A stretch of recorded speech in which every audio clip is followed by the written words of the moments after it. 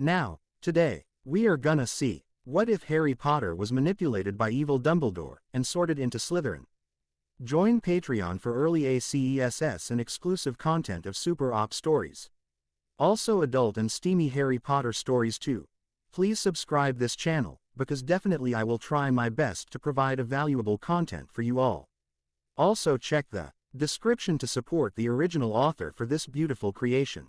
Severus bowed, kept his eyes down as he waited for Voldemort to give his orders. He wasn't exactly sure why he was summoned up here, but he knew he wasn't going to like it. Severus, we have a problem. Voldemort was holding some parchment. The parchment looked like it had been wet at one time and was now dry. He could see a ruffled-looking owl. Severus wasn't sure what exactly was going on. My lord, while Voldemort wasn't the psycho that Dumbledore wanted everyone to believe the man to be, Voldemort wasn't anything like Dumbledore, either. The man had brought magic back into Hogwarts, ritual and holidays were returned. He had strengthened the Muggle wards and guidelines. It appears that Harry Potter has been offered a position at Dumbledore's new school. The man has been sending him numerous owls. We found a few tracking charms, a compulsion spell, and one of the letters had an obedience-like curse on it. Voldemort had wanted to send the letters back to Dumbledore with a few curses on them. He had sent the owls up to the belfry. He wasn't going to let them return to Dumbledore.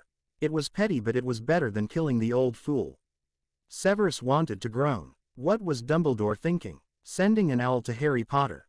He wondered if the lemon drops had rotted the man's brains finally. Dumbledore. He was in exile and had established a small school outside of Paris for known light supporters. He wondered what the man was thinking of. Harry had been adopted 3 months after Dumbledore had dumped him at the Dursley. Dumbledore had retreated the night of the Longbottom family attack. Neville was the sole survivor, but the boy barely had any magic. I see. What has Mr. Potter decided? He began to plan on what to write to Dumbledore. He made his choice to come to Hogwarts. However, it appears that Dumbledore isn't going to go away. I have acceptance letters from the Weasley family, Percy, Frederick, George, and Ronald. It seems they want to take their places here. I have a Percy, going into his 5th year, Frederick and George, twins who would in their 3rd, and Ronald Weasley, future 1st year. All submitting their magical acceptance into Hogwarts. I am not sure if that is possible for the older ones. They declined originally, didn't they? Severus hadn't been invited to sit down, so remained standing. He knew this showed how stressed his lord was. Normally, he would have indicated for Severus to take a seat by now. Severus wondered what Dumbledore was attempting to do. Why send the school-age Weasleys to Hogwarts now? Is it just because he believed that Harry Potter would be attending? Severus wondered how many attempts Dumbledore made to get in touch with Harry Potter or the Dursley family. They did. I know you have reviewed the charter. Is there a way to decline all of them? Lucius is at the Archives searching for the older children's original denial. Voldemort had sent Lucius to the Ministry to check their records too. He wasn't going to allow Dumbledore to find a way to sneak anyone into Hogwarts. Severus thought for a few minutes. He wondered what Dumbledore was trying to accomplish with this move. Dumbledore always had plans. Severus knew that Dumbledore never was going to accept that he lost the war. So why send all the letters now? He smirked. Counting on the letters not being reviewed. Minerva used an autofill quill to send out the letters, and she used the older version of the sorting spell to create a Muggle-born list. They never reviewed the acceptance letters. They always visited and almost bullied Muggle parents into sending their magical children here. So he wouldn't know that we review each letter of acceptance. In the charter, we can deny entry to the older ones because of their original refusal. However, the Weasleys have been attending here for a few generations, so we can't deny their youngest son admittance. I think they have a daughter too. Do they have the funds to pay? No, I believe they are the only light family that is applying that needs tuition assistance, so we will have to approve the assistance. Voldemort really didn't want anyone from Dumbledore's group in Hogwarts, as it would just bring trouble. He knew Dumbledore was looking to create a second war.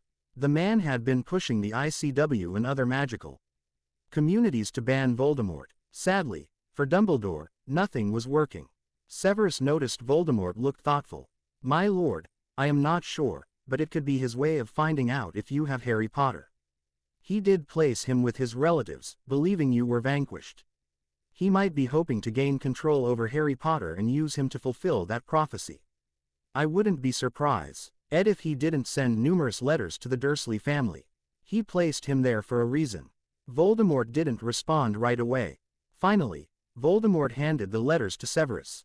Send Ronald his acceptance, the tuition assistant's approval, and the denial for the rest. See if any of the Order members would be willing to provide any information. I know you still write to Minnie and a few others. Do they still believe you are a spy? Severus knew Dumbledore believed he supported him. Dumbledore expected Severus to be his spy. He only heard from Dumbledore once or twice a month. Dumbledore you ally wanted to find out what Voldemort was currently doing. Voldemort, Lucius, and he usually composted the letters to Dumbledore, providing harmless information so that Dumbledore believed Severus was still his spy. It will be done, my lord. Dumbledore believed the report I sent to him.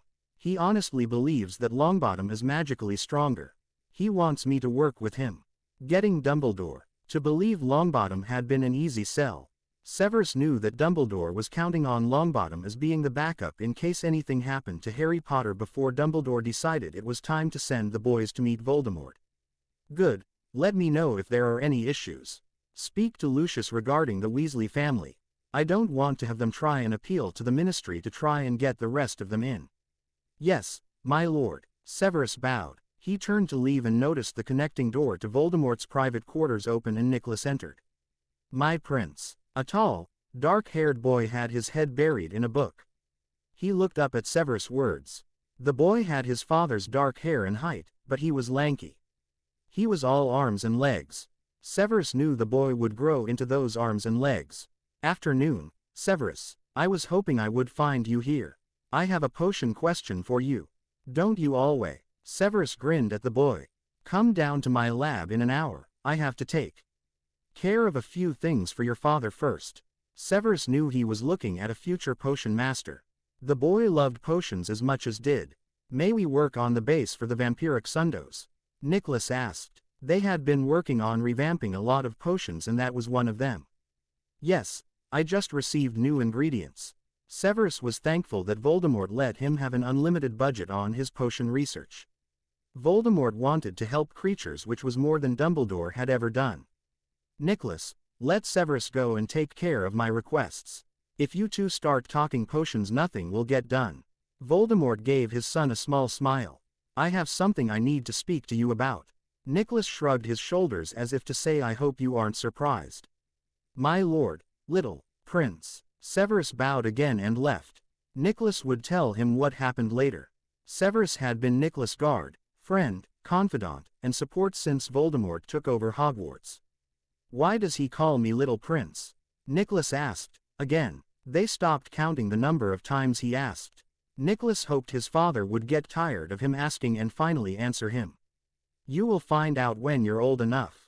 Now, come and have tea with me. We have a new student incoming that I believe will be looking for you.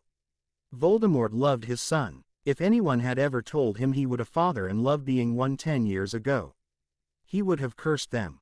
Me? Nicholas asked, confused, seeing his father's face. Harry Potter. Nicholas made a face. He knew that meant Dumbledore was up to something. Dumbledore. Exactly. Voldemort summoned an elf. Nicholas was sitting by himself reading the newest potion book when the compartment door was slammed open. Oops. A red-haired boy stepped into the compartment. I guess I don't know my own strength. Excuse me, do you mind? Everywhere else is full. Not at all. Nicholas knew the train wasn't full.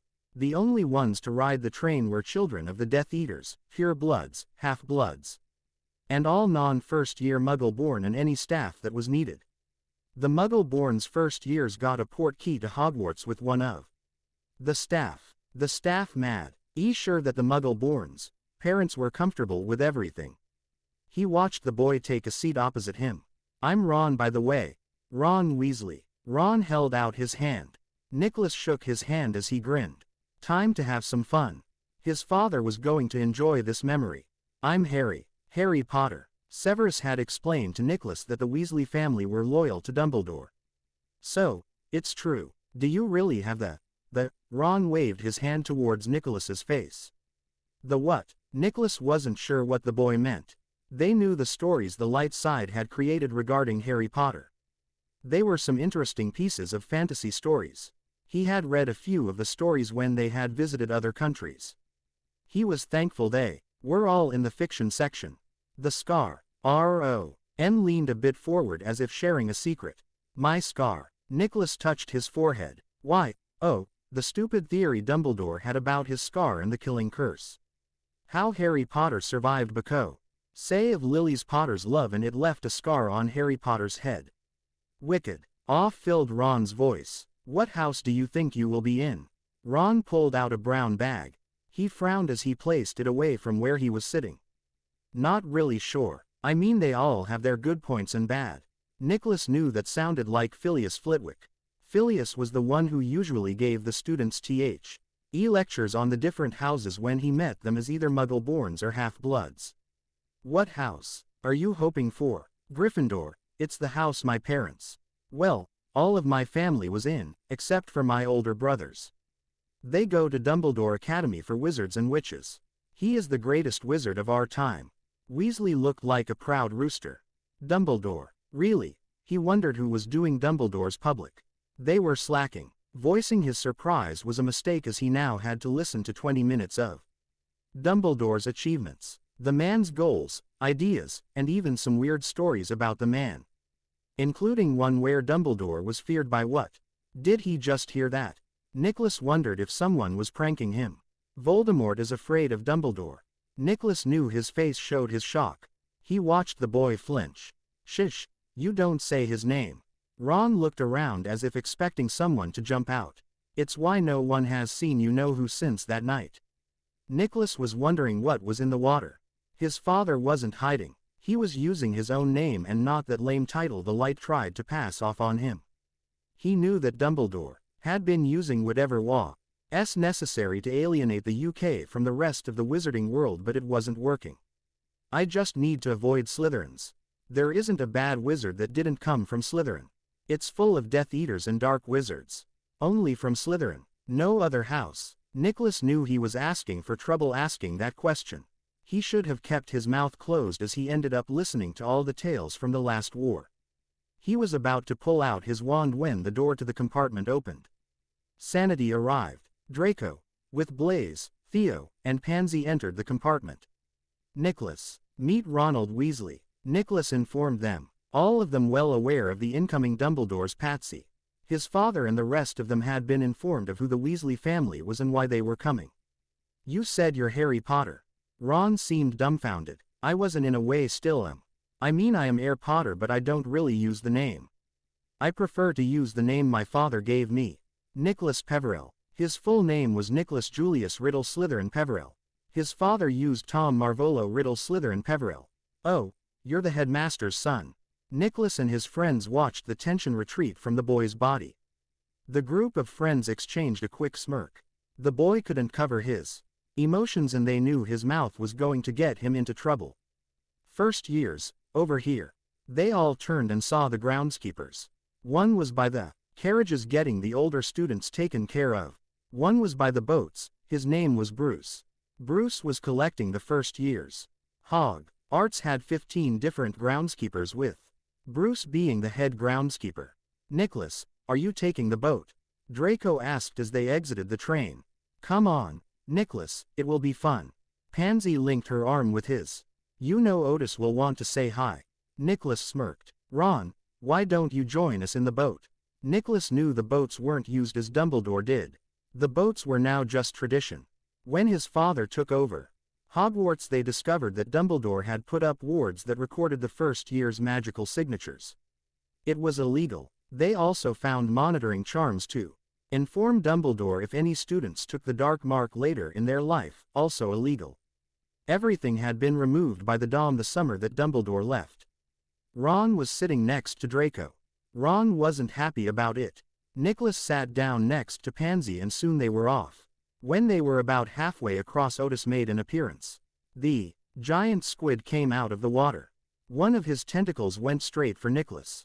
Nicholas and Otis always played with each other. Draco and Pansy weren't surprised. Ron started screaming, scrambling away from the tentacle. Ron stood up, his arms waving around causing him to rock the boat. Splash. Nicholas, stop playing with Otis. Bruce rolled his eyes. Otis used one tentacle to retrieve Ron from the water while taking a treat from Nicholas. Just one treat, Nicholas. He already had some earlier.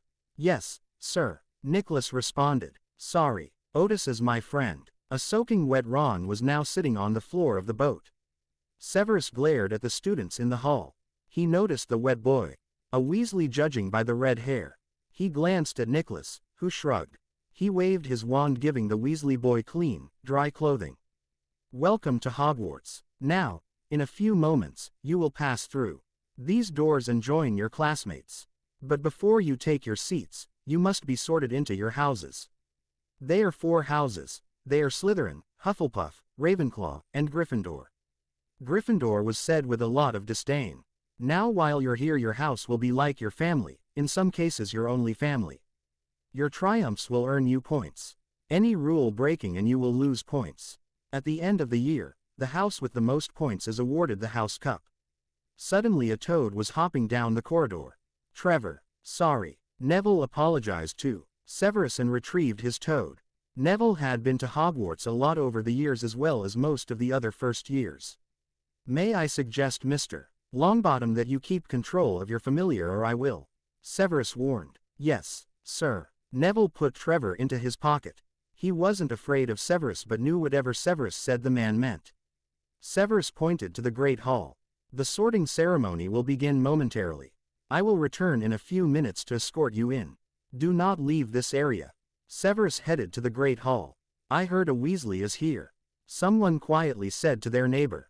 Really? A hushed voice asked. Wonder if they have finally realized what being a pureblood is about. Another boy asked. I think it was the one that fell into the lake. Another student stated. Really? That would explain so much. The first person replied. He looked at Ron. Red hair and a hand-me-down robe. You must be a Weasley. He paused. However, it appears you are. Realizing that some wizarding families are better than others, Weasley. You don't want to make friends with the wrong sort. I can help you there. Who are you? Ron asked. Oh, I do apologize, I am Marcus Horace Paddington. Marcus was an average-sized boy with dirty blonde hair. I think I can tell the wrong sort for myself. I don't need your help. Ron looked around at the rest of the first years. He saw all new uniforms on the rest of the students. What is Mark doing? Draco quietly asked. Draco wasn't sure what Mark was trying to accomplish. He sounded like a jerk and certainly wasn't the attitude that was welcomed in Hogwarts. No idea but he sounds like a pompous jackass. Nicholas responded. Feeling Weasley out, Draco wondered. Could be but I feel Weasley is a Gryffindor. Great. Like we need another one of them. Draco rolled his eyes. Gryffindor wasn't a bad house. The ones who went into Gryffindor were the ones who usually got into trouble. Because they did a lot of things without thinking. We're ready for you. Follow me. Severus didn't even wait to see if they were following him. He just spun on his heels, robes billowing behind him as he led them into the Great Hall. It's not really the ceiling. It's just bewitched to look like the night outside.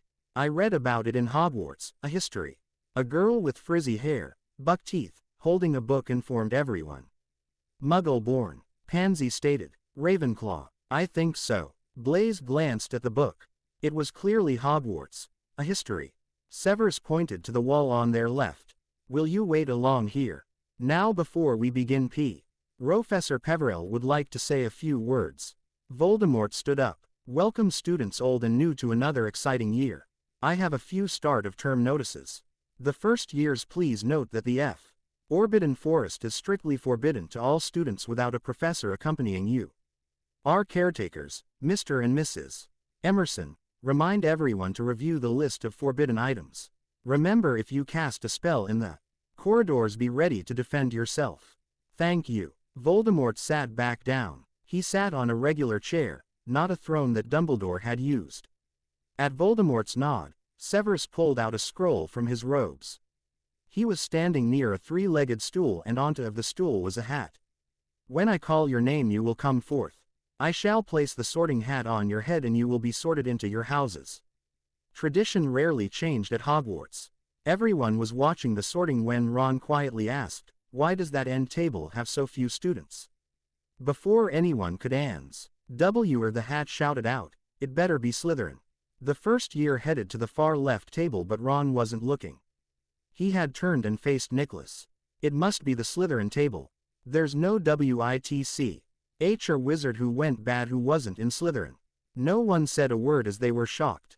No one judged houses like that any longer. While Gryffindor wasn't the most popular house, they weren't treated the same way that Dumbledore allowed the Slytherins to be treated. The hall was quiet. Everyone was staring at Ron.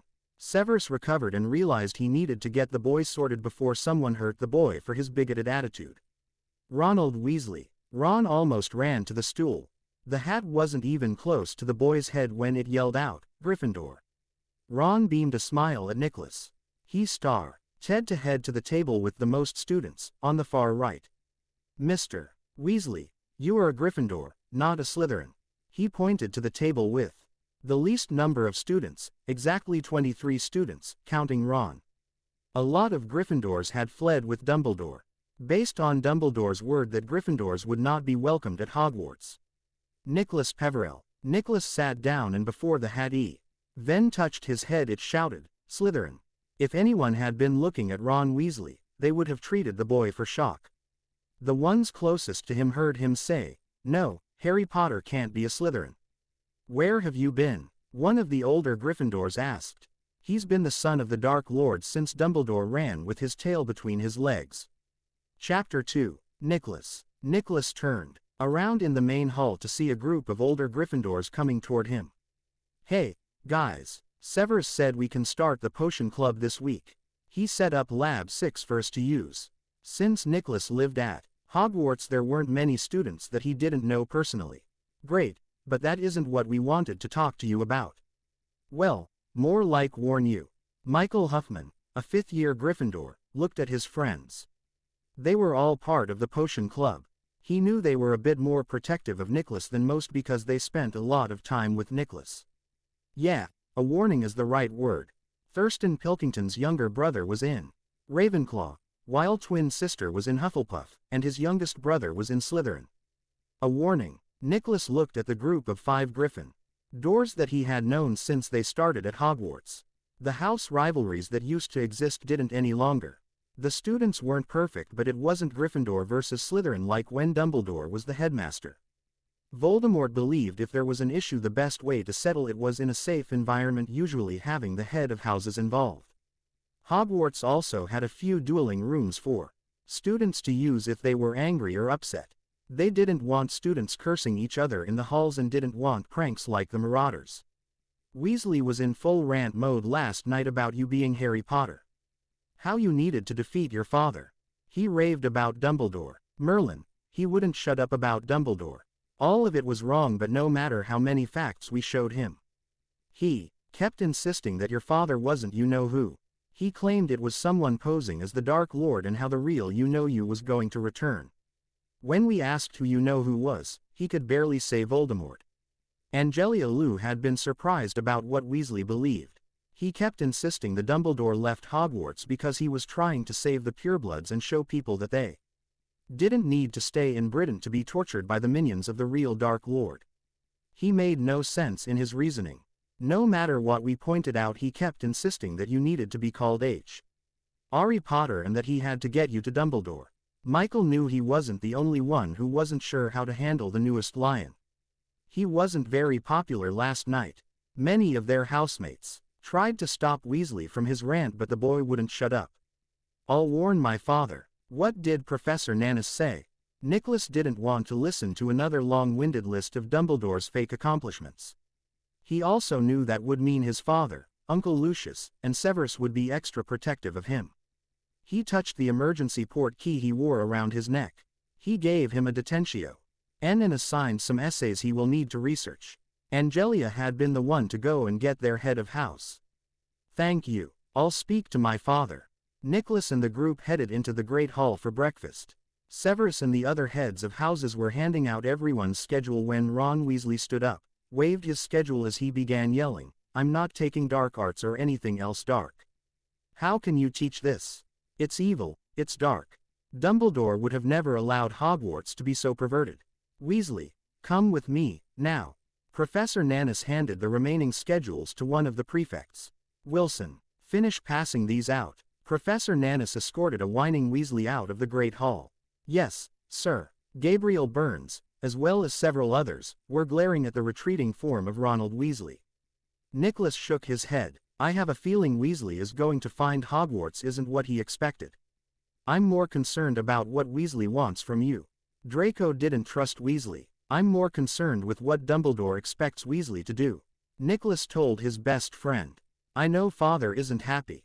Nicholas didn't have to look up at the head table too. No, Dumbledore says. Nicholas wanted to curse someone, well really Ron Weasley. He knew he wasn't the only one. Every class had students saying the same thing about Weasley.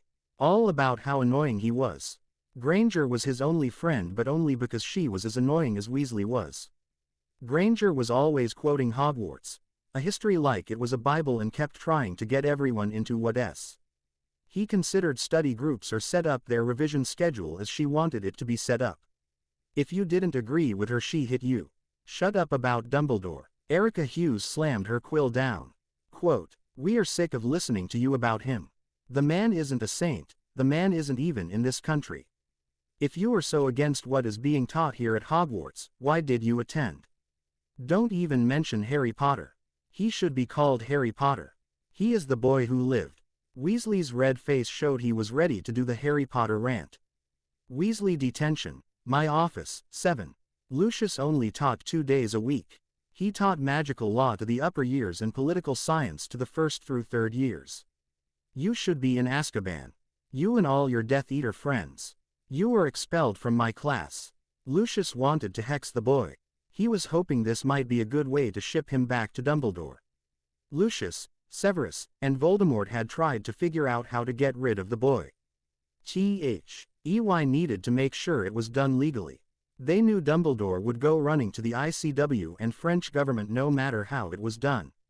They weren't going to do anything but let the boy's attitude hang him. 1 month later, Voldemort looked around his office. It was another meeting for the staff concerning 2 different students. Ronald Weasley and Hermione Granger. He wasn't exactly sure which direction he wanted to go in handling each student. He just didn't want Dumbledore to make problems for him in regards to the ICW. He wasn't worried about the ICW doing anything against him but Just didn't want to even be called into an ICW to explain Ronald Weasley. If we expel Weasley, Dumbledore will make a lot of waves. Phileas warned. He was one of the few who remained at Hogwarts when Dumbledore ran. He had thought his kind would be destroyed. Instead, they were welcomed and accepted. Something Dumbledore didn't do. I agree. We need to make sure everything is documented, my lord. Lucius had researched and double-checked all the laws that Dumbledore might try to use. Memories, detailed detention reports, even copies of his tests and assignments. I have reported to Dumbledore. Read the issues but he hasn't responded to those reports except to ask questions about Nicholas. He wants me to find out what kind of protection you have provided. How often does he leave the castle? I believe he is hoping he can get Weasley to portkey him away or even plan a kidnapping, my lord. Severus handed over the letters. Dumbledore had written. He doesn't come out and say anything directly. Of course, he wouldn't. He is relying on your ability to read what he means. Voldemort cast a coping spell. He began to write some ideas on how to protect his son better. He already had some active spells and charms on his son as well as refreshing the emergency portkey. Lucius, keep the copies with the other evidence. How many classes have Weasley be removed from? Dark arts after 3 lessons. Every class he would start on a rant on how the dark arts made you crazy, corrupted your soul, and something about it twisted your mind and soul. We tried to explain how the dark arts worked but he doesn't want to listen. Magical law. Well, you read the report. Any class that he felt was being taught by a Death Eater. Professor. Nannis handed the list to Voldemort. I won't even tell you how many fights I've had to handle because of him in the common room and his dorm.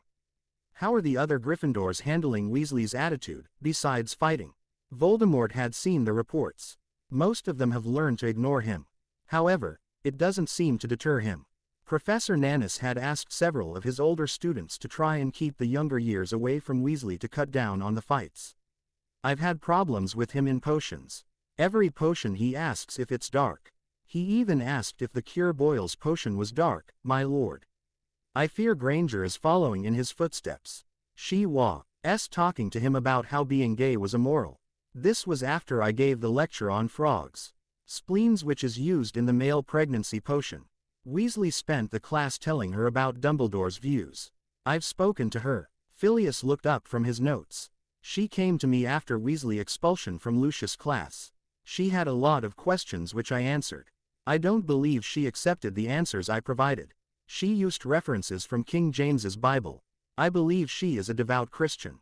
The information that Weasley provided her was more illusions about Dumbledore, those fiction stories about Harry Potter, and the fake reasons why Dumbledore left the country. Voldemort had set the record straight regarding the truth about Harry Potter. Sadly, most of the other countries liked the fictional tales of Harry Potter and kept the books in print even if the history books corrected the tale. All of the books referenced where you could find the true story. The books did state that the IR book was fiction, but that didn't seem to stop Dumbledore from using them to promote his agenda. Is she signed up for any of the religion classes? Many of the Muggles born had issues with the beliefs that the wizarding world had.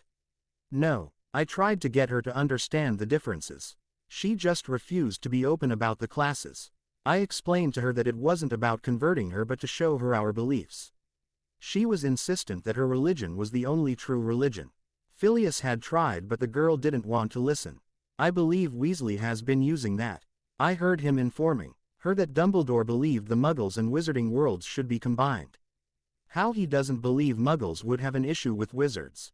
Irma Pants said. They aren't very quiet about their discussions in the library. I see. Voldemort looked at the rest of the staff.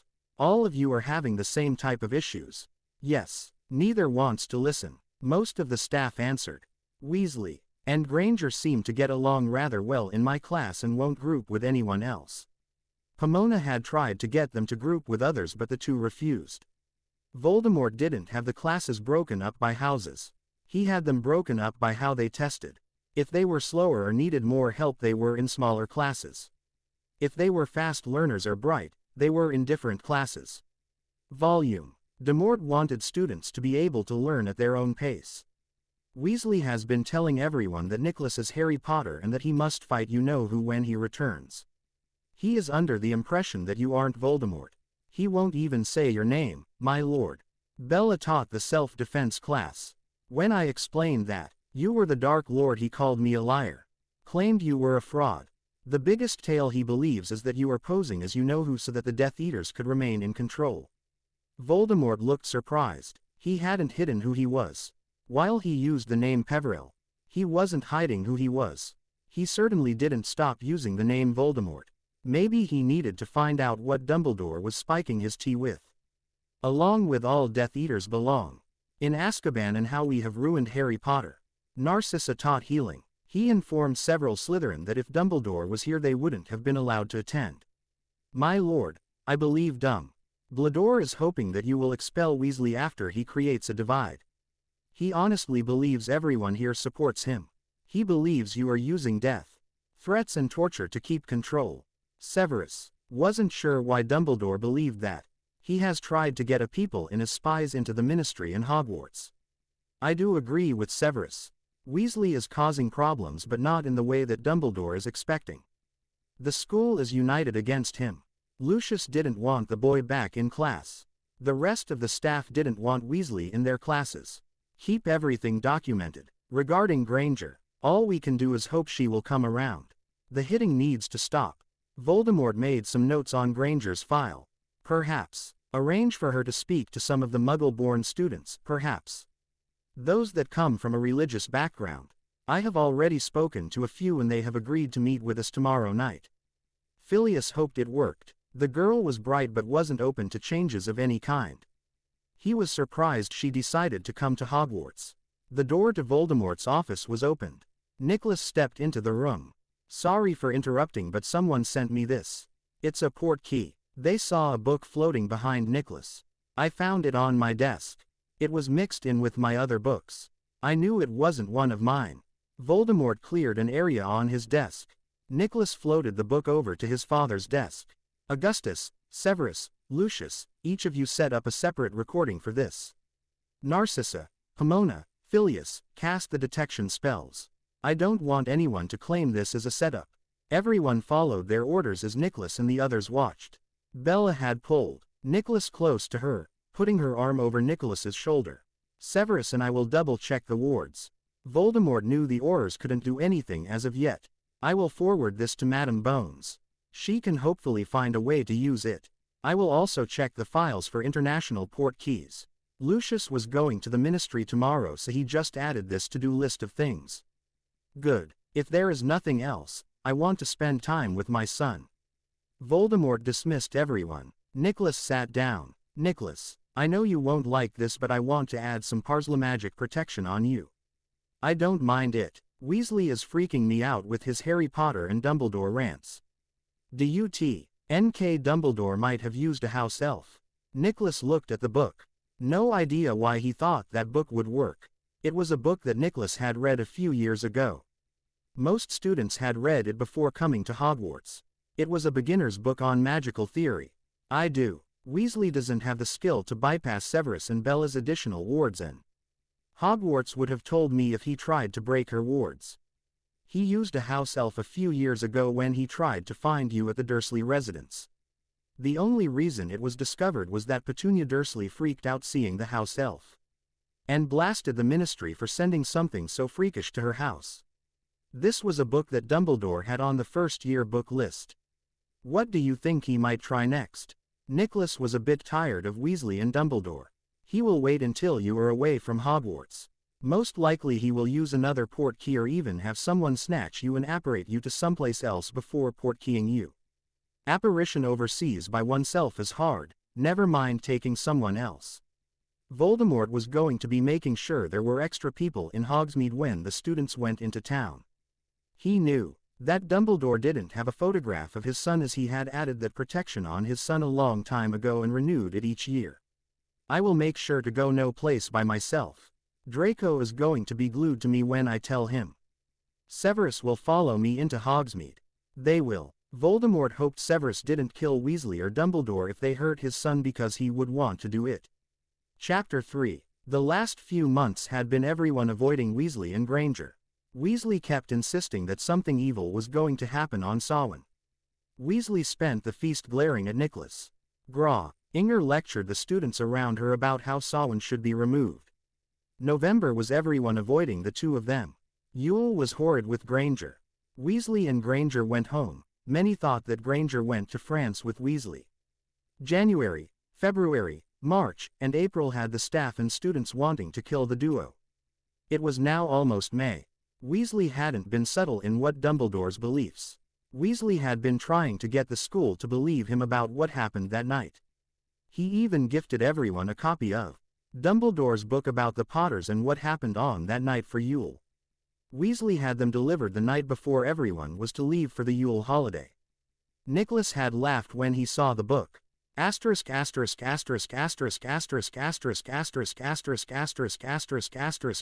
Flashback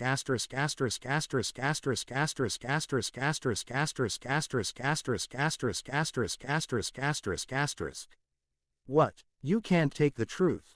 Weasley had demanded when Nicholas laughed. It's not the truth. Nicholas banished the book. Weasley, why don't you think about this? The only people who survived that night are me and my father. Dumbledore wasn't there. He even says so in the book.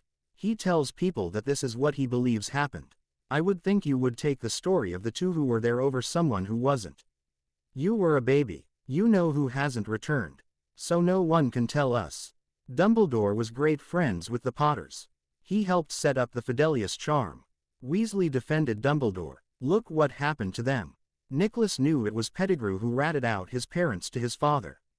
Pettigrew ran. No one knew where. Dumbledore ran, as did his godfather, Sirius Black. Pettigrew was the secret keeper, and he informed my father. Dumbledore was protecting you and them from Death Eaters, and you know who. Death Eaters were killing Order members and attacking innocent people. Nicholas had no illusions about what happened that night. It was war. How come? Dumbledore attacks Death Eater. He calls them raids, saying they were preventing corruption of their world. They were protecting innocent people. He attacked people in their homes. However, when Order members had their houses raided or attacked, he claims Death Eaters attacked innocents. My biological father was an Auror and an active Order member who went on raids during a time of war. Do you not understand the concept of war? You know who will return and start killing Muggles. He will kill half-bloods. He will make sure all pure bloods will rule. Weasley, how about you think about this? My father is Voldemort. He is sitting right there. Your friend is Muggle-born. We have other Muggle-born here in attendance. They aren't ghosts. Look around. See the number of students. Nicholas smirked as students cheered a bit. Weasley, I am Voldemort. If you wish, I can provide to the number of students versus the numbers T had attended when your beloved Dumbledore was in charge. We have 3 times as many students. Every classroom and house is filled. Voldemort was sitting in his normal chair. It wasn't a throne but a comfortable chair. I am sure Granger can attest that there have been no threats to her life or her parents.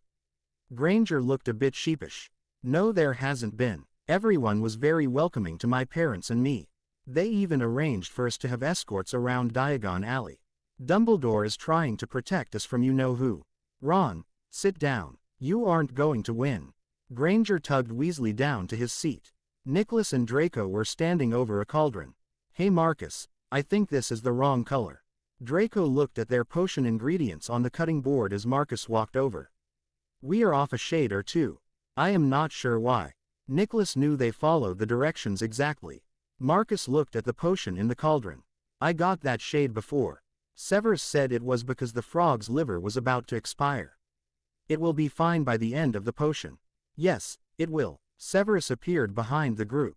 Everyone but Nicholas jumped a bit. He wasn't surprised by that. Varys had been assisting 2 Hufflepuffs with their potion.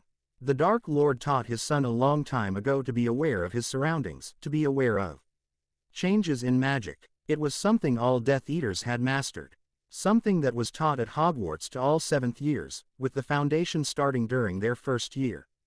Is there a way to tell if they are about to expire? Thomas, a Ravenclaw, looked at his frog's liver. Sadly, no, there isn't. It will only affect this stage of the potion. Severus, using his wand, threw up a list of potions. All of these potions will see the color change. As you can see, Severus stopped talking as the door to Lab 6 was opened. Since it was the Potion Club meeting, people turned to see who was entering. Sorry to disturb you. We are doing a student check. Bella, with Phileas and Pomona, began to check off the students present in the room. Is it a safe time for you to leave the club, Professor Snape? Severus saw the quick glance at Nicholas. He realized what had happened. Everyone is working on is at a safe stage. We were going to be wrapping everything up in 10 minutes. Everyone start to clean up. Nicholas, Draco, Marcus, and Thomas, make sure everything is put up correctly. Yes, sir. The 4 boys replied. Severus headed to the headmaster's office. The door was opened. Like Dumbledore, he had wards to tell him who was coming up the stairs. Severus wasn't surprised to find the rest of the heads of houses and department heads already in the office, as well as Lucius. Who is missing? The look on the RK Lord's face told Severus it wasn't good news. He was going to be writing a long letter tonight to Dumbledore about this attempt. He would have stopped it if he had known. He had tried to warn Dumbledore that things were what he hoped. Dumbledore, like normal, ignored what he didn't want to hear. No one. We found Granger and Weasley in that little room by the kitchen. Odin dropped them there when they tried to portkey out. When I spoke to the head house elf Mitt, he informed me that 2 house elves have been coming into Hogwarts. One of the other elves recognized one of them as the persona house elf of Dumbledore from when Dumbledore was here. The other is an interesting one. It had the Potter family crest on his pillowcase. Voldemort laid down a baseball on his desk. Weasley was holding this. The Potter's elves are already here at Hogwarts. The houses were closed down. Lucius had handled the legal issues from when the Dark Lord adopted Harry Potter. It's not a Potter elf. You think it might be another one of his elves?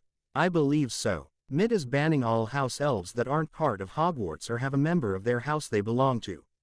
Voldemort knew Mid would do anything to protect his son. Mid wasn't able to prevent it before today, but the house elves are taking it as a personal attack on my son. What was the goal of the portkey? Phileas thought, or hoped that Dumbledore hadn't tried to kidnap Nicholas. We learned from the temper tantrum that Granger had that Weasley was showing it to her. He wanted her to help him get a baseball gaming going. He would be next to Nicholas. He would give him the ball to Nicholas and say the passcode. Weasley wasn't aware it was designed for multiple people and told Granger the password, which triggered the portkey. The ward alerted me of the portkey being used. We weren't sure who it was for, as I knew Nicholas was still present. Voldemort was going to contact the goblins and see if they would strengthen and inspect all the wards at Hogwarts. They usually did it every other year. Since Dumbledore seemed determined to get his son, he wanted to do anything possible to prevent it. Dumbledore was desperate, but he didn't think the man was stupid. The man never acted rash, but many in the ICW had been wondering about the man's sanity. Perhaps we can use this to expel Weasley. Professor Naines picked up the baseball. Why a baseball ball? I believe because not many know the rules to baseball. It would fit with his idea about pure bloods. It would enable Weasley to get close to my son. Voldemort looked at Lucius. Is this a legal reason to get rid of Weasley? I believe we can get Weasley to admit he got the baseball from Dumbledore. We know how Dumbledore works. He wouldn't have come right out and said it was to kidnap Nicholas. We can suspend him for a few days on his usage of a portkey inside of Hogwarts. If we tried to go get him expelled, Dumbledore would use the accidental use of the password to show that it wasn't to be used. Lucius had been dealing with Dumbledore and his creative word choices for far too long. Nicholas groaned as Weasley was heading toward him. Potter. Nicholas turned and started to walk toward his father's office. He had been heading down to the dungeons, but it appeared Weasley had been waiting for him. Potter, I want to talk to you. Nicholas kept walking. Students and staff were watching, but no rules were being broken. Potter, you coward, running away like always. Some savior you are. Nicholas laughed as he kept walking. He needs a mind healer. Nicholas heard a few say as he passed them. I'm hoping he doesn't return. It was a sentiment shared by all. Chapter 4. It was almost the end of May. The students were forming review groups for their end-of-year exams.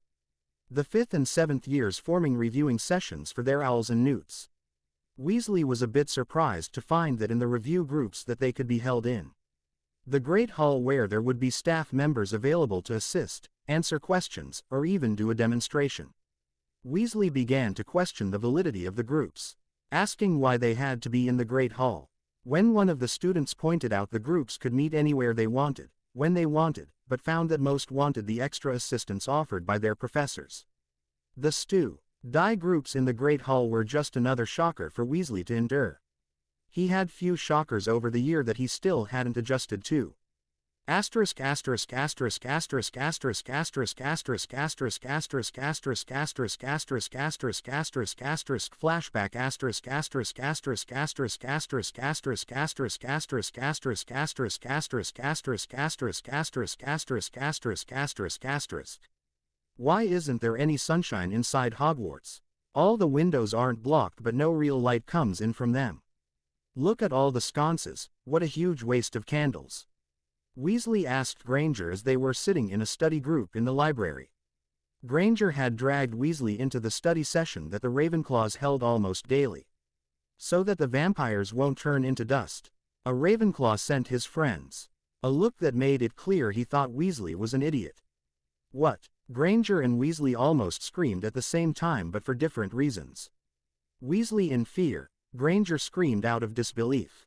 Yes, haven't you noticed that all creatures are allowed to attend? There isn't anyone banned from attending Hogwarts. The same Ravenclaw was wondering how blind the two were. Her name was Hannah. They're dangerous. Weasley started looking around the library. He was looking for someone being used for food. He hadn't seen anyone disappear, but the school was huge. He also hadn't seen any rooms covered in blood, but the house elves would have cleaned up the mess. He put his hand up to his neck to check to make sure he hadn't been bitten and had his memory charmed by a vampire to forget it. Dumbledore always warned him about how dangerous dark creatures were. The only reason why Lupin was with Dumbledore was that Lupin took his monthly potions. Lupin had been friends with the Potters and Sirius Black. Lupin had always stayed away from students at the time of the month. There isn't such a thing as vampires. Granger scoffed. Honestly, Ronald, they are just pulling your leg. Vampires are just things that Muggles use for horror stories based on Vlad the Impaler. Vlad the Impaler used barbarous methods to destroy his enemies, creating the legend that Bram Stoker used to create his story, Dracula. Granger gave them her "You should be ashamed of yourself" face. I'm a vampire. Marshall showed his fangs. Since he was only a first year, they weren't very long, but they were longer than human teeth. Vlad wasn't a vampire at that time in history, but later. He wasn't turned until after he destroyed the Turks. Bram Stoker got the story from Vlad's grandson, who thought it would be foo NNY to have a human write a fictional tale about Vlad and vampires. He gave Bram a lot of fake details about vampires. We still laugh about the book, I'm a Werewolf. Karen was quite proud of her back. Fenrir Greyback is my grandfather. She watched Weasley pale at Fenrir's name. She knew the tales that Dumbledore has been telling about her grandfather. What she never understood is why he never told anyone that Lupin's father was a werewolf hunter and had been about to kill a child when Fenrir snatched Remus Lupin. They did an exchange and Fenrir's saliva had gotten into an open wound on Muse from when the boy had been hurt earlier that day.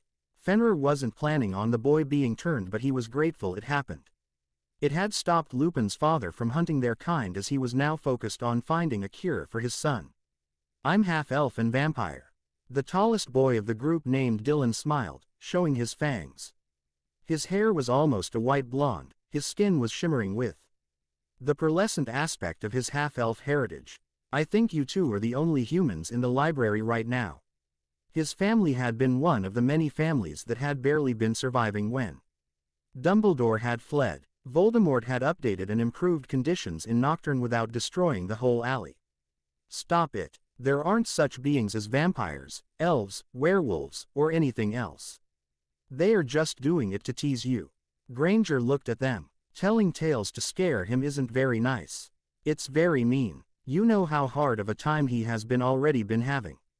I invited him to come to the group so he could learn not everyone is against him. Actually, Granger, we aren't. Unlike Dumbledore, Headmaster Peverell opened the doors of Hogwarts for everyone. Professor Flitwick is a half-goblins. I know you saw goblins when you went to Gringotts. Dylan told her. We have no reason to torment Weasley. No, he isn't. He is just classified as a dwarf. It's a mutation of a gene that runs in families.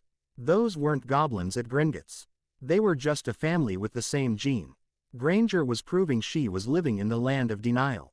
Actually, Granger, they are goblins. There are also vampires, werewolves, and other dark creatures. There are even mermaids in Black Lake. Nicholas, who had been standing at the end of the stacks, had heard what Granger was saying. He had gone into the library to pick up some research books. Ask Weasley, he knows. Weasley was looking white, like his skin had been bleached. His hair was looking even redder because of it. I think he needs to see Madame Pomfrey for a shock treatment. He is right, Granger, those were goblins. A friend of mine in France is also a werewolf. Unlike the werewolves here, he takes a monthly potion to control his wolf. Weasley had backed a bit away from the group. His eyes were watching the ones who stated they were vampires. He wasn't worried about the werewolves since it wasn't that time of the month. He backed up until they hit one of the bookshelves behind him, knocking a few books down when he jolted the bookcase. You mean poison. If you studied the potion, as you should have, you would have realized the damage it does to the body with long-term usage.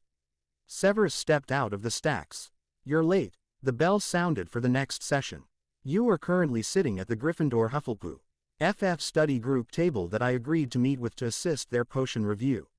Severus had heard the whole discussion. He wondered what Dumbledore was teaching his followers. The group of Ravenclaws. And Granger looked around and saw the waiting group of students. Granger stood up. There isn't any such thing as werewolves, vampires, or anything else. Honestly, Telling tales to scare kids shouldn't be allowed to happen in a school. She turned to the waiting students who gave the girl a confused look. Miss Pants appeared out of nowhere, scaring those who still weren't used to the woman's skill. Granger read these. She handed the girl 3 books.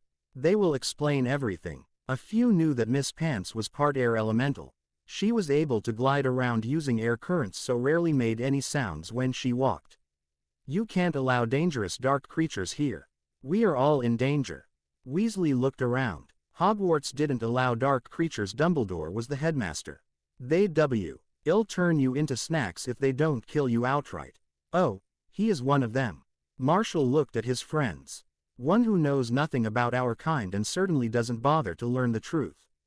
It's been almost 7 months and they haven't noticed. Marshall looked a bit confused. You haven't noticed once a month that students don't sleep in the dorms.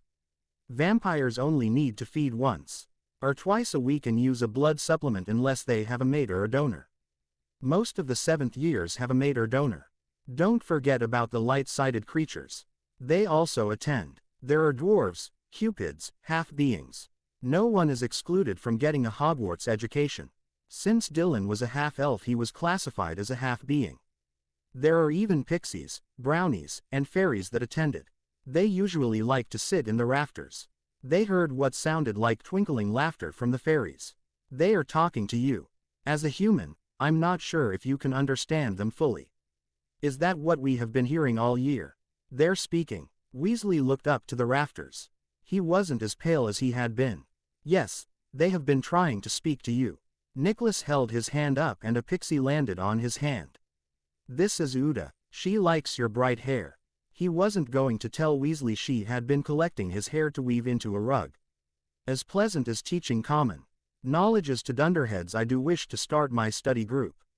So are the students who are waiting for me to aid them. Severus arched a brow. The Ravenclaws gathered their stuff, apologized to their fellow year mates. Granger looked at them. I'm sure this is a spell. She turned and headed out of the library with the books Mrs. Pants gave her. Denial isn't just a river in Egypt. One of the Muggle-born Hufflepuffs remarked. Weasley, wisely for once, retreated without saying anything else. Asterisk asterisk asterisk asterisk asterisk asterisk asterisk asterisk asterisk asterisk asterisk asterisk asterisk asterisk asterisk asterisk asterisk asterisk and flashback asterisk asterisk asterisk asterisk asterisk asterisk asterisk asterisk asterisk asterisk asterisk asterisk asterisk asterisk asterisk asterisk asterisk asterisk. Nicholas, are you ready for your end-of-year exams? Voldemort was having tea in the living area of his quarters. Yes, I'm a bit nervous like always. I attended today's study session and left feeling like I was ready for the exams. Nicholas always enjoyed spending time in the review sessions in the Great Hall. This year was different as he was in the review sessions in the Great Hall. I still want you to be extra aware of your surroundings. I am. I also have made sure to not leave here without you, Severus, Lucius, or Bella with me. I had not planned on leaving until we go home. Nicholas didn't have to leave Hogwarts. His family was here, the house elves could get anything. Plus the owl order service the stores offered made it easy to remain here. Severus hasn't heard anything from Dumbledore beyond his usual request for information. However, I do know that there have been a few house elves who have attempted to gain access. The wards have been able to keep them out.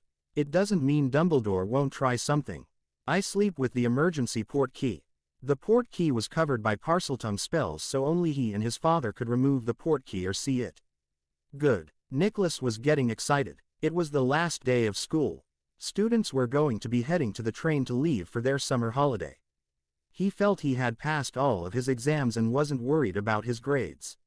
He would be able to spend some time with his father and friends without worrying about Weasley. He was almost to the dungeon area when Weasley stepped out of an alcove and threw something at him. He tried to sidestep it, but whatever Weasley threw latched onto his uniform.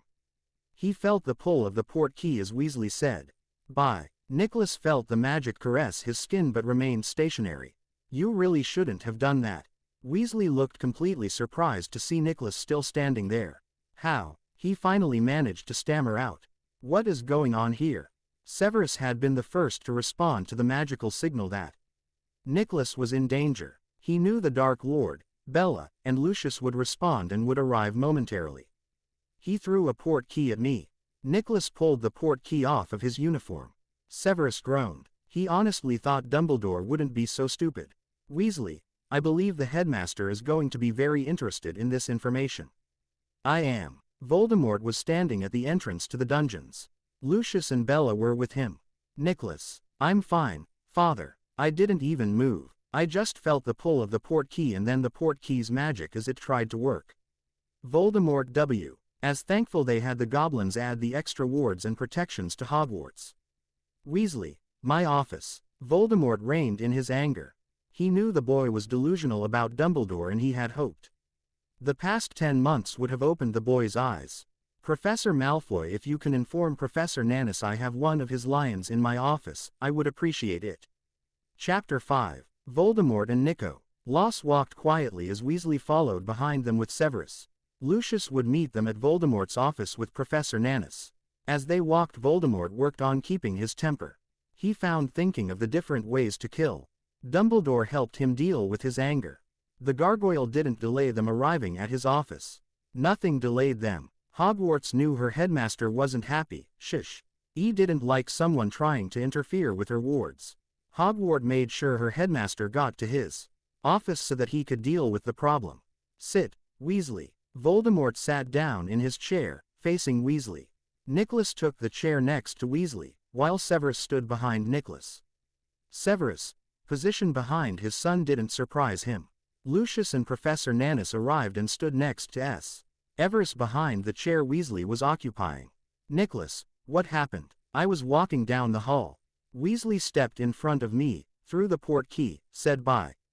He was very surprised when nothing happened. Nicholas wasn't sure why the boy tried to use a portkey again. It didn't work before. Nicholas hadn't left Hogwarts due to studying, so Weasley never really had a chance to get him outside of Hogwarts. Weasley, I'm not sure what story you are going to use, but please provide us with it. Voldemort was going to use this as a way to get rid of this Weasley. Dumbledore would put up a stin. K with the ICWN, but this was a valid reason to expel the boy without Dumbledore claiming that he was being biased. Weasley looked uncomfortable. He shifted in his seat for a few seconds. He looked around the room.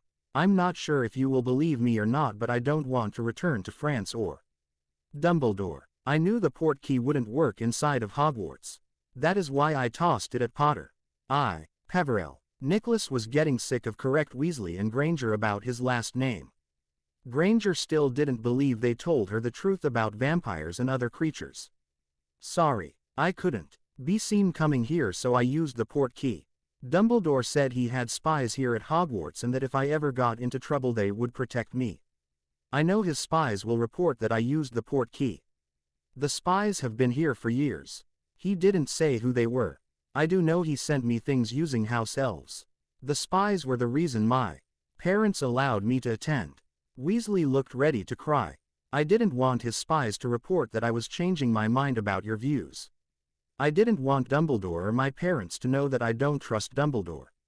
My older brothers, Bill and Charlie, have already left France because of Dumbledore. I didn't want to believe them. To what do we owe this change of opinion? Voldemort wasn't sure what Dumbledore was hoping to accomplish with this plan. He wasn't about to accept a Weasley into his fold, but he wasn't going to turn away the boy if the boy was being honest. He glanced at Severus. Severus hadn't mentioned this type of plan. His eyes moved to Lucius. He knew there had been a long-time family feud between the Weasleys and Malfoys. Professor Nanus was a bit confused and it showed. I read the books that Miss Pants gave Hermione. I had a lot of conversations with some of the students here. I saw with my own eyes that you aren't what Dumbledore and my parents have said you are. They don't want anyone around them but those Dumbledore has approved. Dumbledore doesn't allow anyone but wizards and witches to attend his school, but only those he approves. What was the purpose of setting the portkey off in Hogwarts? You could They just stated that you didn't have the opportunity to use it. Lucius glanced at Voldemort. He was wondering what Dumbledore was attempting to do now. I don't want to go back. I don't want to have anything to do with Dumbledore. I know my family loves me, but Dumbledore just wants to use me and my sister when she comes next year. I know I have to go back for the summer, but I would rather if I didn't. Weasley sighed. Dumbledore has my parents under his control and so many others. Voldemort leaned back in his chair. What exactly do you want us to do? They normally went to Slytherin Castle during the summer and he didn't want Weasley to be aware of any location of his residences. Detentions for the summer. Weasley looked hopeful. I can stay at Hogwarts.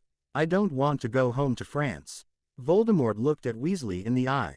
After several minutes, Voldemort turned to Professor Nanus. May Mr. Weasley spent some time in your office while we discussed this situation. Yes, sir. I can guide him there and be back in a few minutes to discuss the situation. Professor Nanus stepped away from the chair as Weasley rose. Nicholas, why don't you finish packing? Yes, sir. Nicholas stood up and followed Weasley and Nanus. Nicholas stopped at the door, glanced over his shoulder at his father. Voldemort gave him a quick nod. Severus and Lucius sat down. They didn't have much time. My lord, I did a surface scan and pushed a bit deeper than normal. He had some shields that I feel Dumbledore must have taught him the basics. Now the interesting part is that he believes there are numerous spies here to protect him. He is hoping to spend the summer with Nicholas. His new job assignment to spend the summer with Nicholas and me. He is to push that he doesn't believe what Dumbledore does. He is starting to doubt what he is doing but not Dumbledore or his parents. He has been researching as he said. The portkey was to get him summer detention here. If we deferred the punishment, he was to use that he didn't trust Dumbledore. He merged the two stories to make it more believable. Dumbledore didn't mention anything about me protecting him. I did know if Weasley got into BLE he would have expected me to protect him. True, he would. My lord, he can't stay at Hogwarts all summer. The wards need to be refreshed and strengthened. I know Dumbledore used only 2 days to refresh the wards but we use almost a month. Lucius had already made the arrangements. The wards had to cover all the dark creatures' needs while protecting everyone at the same time. I am leaning with informing him that he can stay for the summer for detention but not mentioning who he will be spending the time with. I'm sure we have a few families that will be hosting him while he works on his detentions. I am thinking the filing room in the ministry will keep him busy. I'm sure we are behind the less dangerous filing. Voldemort began to think of the different families that might be willing to take a summer stray. He might not want to stay if we provide him with that information. Severus was very aware of how close the Weasley clan was. However, Bill and Charlie had left France as soon as they could because of Molly. He is a good liar. He mixed some truth with the lies. I noticed. It was what made me wonder what was going on. Every time he lied, his left eye twitched. Voldemort leaned back in his chair. Dumbledore has a long-term agenda. The female Weasley is going to want to get close to my son. My lord, I do believe that is what he is hoping. He wants Nicholas to be E.A. Potter and linked to the Weasley family. I wouldn't be surprised if Molly and Dumbledore are hoping for a marriage. Severus remembered something he heard from Dumbledore before he left England. Before he left, I heard him and Molly speaking about a marriage contract between Harry Potter and their daughter. Having the Weasley name linked to the Potter name would have done a lot to boost his power and name. Lucius had a mess he had cleaned up when Dumbledore ran. Weasley being a friend, Nicholas married to a Weasley, it would enable him to start reclaiming his power in England, my lord. True. Voldemort held up his hand as his office ward told him that Professor Nunes was on the stairwell. He is in my living area working on an essay about portkeys. Professor Nunes explained when he sat down. Have you decided? I do feel he would benefit from being away from his family. Yes, we have 2 choices for him. The first choice is to remain in England while doing his detentions. The second choice will be a return home and do his detention in the fall. Since the cup has already been awarded we can't remove points. However, I want each member of the staff to assign an essay for him to write over the summer holiday. Voldemort saw Lucius and Severus smirk. He will need to let us know as soon as possible since the train leaves at 11. Tomorrow. I will inform him. Professor Nunes hadn't sat down so he turned and headed back to his office. He really wasn't surprised by the decision. He stopped by the door. Sir, might I suggest that Weasley spend the summer with me and my wife if he selects to remain? If he decides to remain, I have no problem with it. Voldemort knew Professor Nunes was someone Dumbledore couldn't object to since he was neutral in his political and magical alignment and would be good for Weasley. Professor Nunes would be able to answer any questions Weasley had without Dumbledore saying the man was a Death Eater. Once the door closed behind Professor Nunes, Lucius sighed. Do you think he has spies at Hogwarts? No. I have told him things in letters and he has asked for more details or even suggested ways around the issues. I believe H.E. is counting on me saving the boy if he gets into trouble. Severus was aware that Dumbledore had tried to get people into Hogwarts, the Ministry of Magic, and even in the Diagon Alley. Dumbledore's followers still shopped in Diagon Alley at times. Most of them couldn't keep their mouths shut when it came to defending Dumbledore. I have to agree. Dumbledore's Order members stand out. We know L of his old followers and loyal members. It's the younger ones who are fanatics. Voldemort and Lucius had to deal with a few of them a year when they tried to get jobs at the Ministry. I will have to write to Dumbledore depending on what Weasley decides, my lord. Severus wasn't looking forward to writing to Dumbledore. Dumbledore was sure to have a ton of questions and he knew the man was going to spend the summer hounding him. Dumbledore was going to want to make sure the youngest Weasley was ready for Hogwarts and armed with the knowledge of Nicholas. Severus smirked. Severus, my lord, I believe Nicholas and I will have a summer project. Dumbledore will want information on Nicholas for the youngest Weasley as a way to get her closer to Nicholas. I'm sure the two of you can provide a lot of information. Voldemort knew his son was going to enjoy that assignment. He ignored Lucius' own snort of amusement. Chapter 6. Severus was getting annoyed. No, sorry, he was annoyed. Dumbledore had written to him asking about Weasley and Nicholas for the third time in one day. Dumbledore was sending owls almost daily asking for updates, but today it was 3 times as he looked at the 2 unopened letters still in the pile. Weasley barely wrote to Dumbledore and he wanted to know how things were going at Hogwarts. Dumbledore wasn't very happy that Weasley was staying with Professor Nunes and his family. Another one. Breakfast was an early affair in the Dark Lord's house. Everyone was an early riser and it had become a pattern over the years.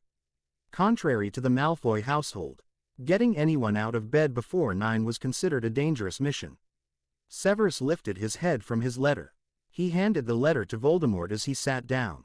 Yes, my prince, it appears I'm not doing enough to get you and Weasley close. He wants me to offer to tutor Weasley in potions. Does he believe that is all you do? Potions. Nicholas didn't like that Dumbledore knew so little about his spy. Severus was more than just potions. He believes that I spend hours brewing. Severus' hair wasn't the normal greasy flat hair that he wore at Hogwarts. The flame retardant that he used for tea. Potions fumes hid his real slightly curly, full, black hair. When I attended Hogwarts I spent hours working on potions. It was a way for me to get my mastery done faster. Severus, in the letter, he says that he is concerned about Weasley residing with Nunes. Do you know why? Voldemort was reading Severus' letter and since it was summer, it was a more relaxed atmosphere. He wants me to go to you regarding the concerns and get you to remove Weasley from the household. He believes I will be an ideal guardian for the summer. Nicholas snorted. Sorry, I wasn't expecting Dumbledore to believe you are an ideal guardian. You would be more likely to cut him up into potion ingredients. I would be so inclined. Severus enjoyed his summers, something he never thought would have been possible. Before Dumbledore went running to France. He spent his summers at Peverell Castle. He had his state-of-the-art potion lab and could brew what he wanted when he wanted without someone monitoring his potions. I would suggest you write back what he wishes to hear while not taking up the offer of tutoring Weasley. He is going to keep writing daily no matter what your answer will be. Voldemort handed the letter back. I can feel the magical residue left behind. Do you know what he coded the letter in? I did save the list. He had a mild truth serum in the letter. I have already decided to allow him to continue in his belief that I wouldn't have noticed the compulsion. Great. Just 6 more weeks of letters by Dumbledore. What to look forward to each morning. Nicholas rolled his eyes as he picked up his cup of tea. Nicholas, why is Weasley coming over here with a female Weasley? Draco was a bit concerned. He didn't trust Weasley. No idea. I thought he went school shopping yesterday. It's why I selected today. They were relaxing in one of the outdoor cafes while eating lunch. They had arrived about an hour ago. I do believe he plans on introducing us. Blaise looked around and saw a few of their year mates. The ones they were friends with quickly filled the remaining 3 seats. Mind readers, thank you. I didn't want to offer to have them join us. Nicholas was aware that it would have been polite, but since the table was for 6 people and now it was filled, he wouldn't have to issue the invitation. They had been waiting for Pansy, Theo, and Greg to join them. You know it's going to be a train wreck, Draco quietly told Nicholas. Nicholas didn't voice his own opinion on the matter as the 2 Weasleys arrived, but he did agree. The female Weasley was dressed in some tight Muggle clothing, while Weasley's looked like it has been patched and repaired a few times.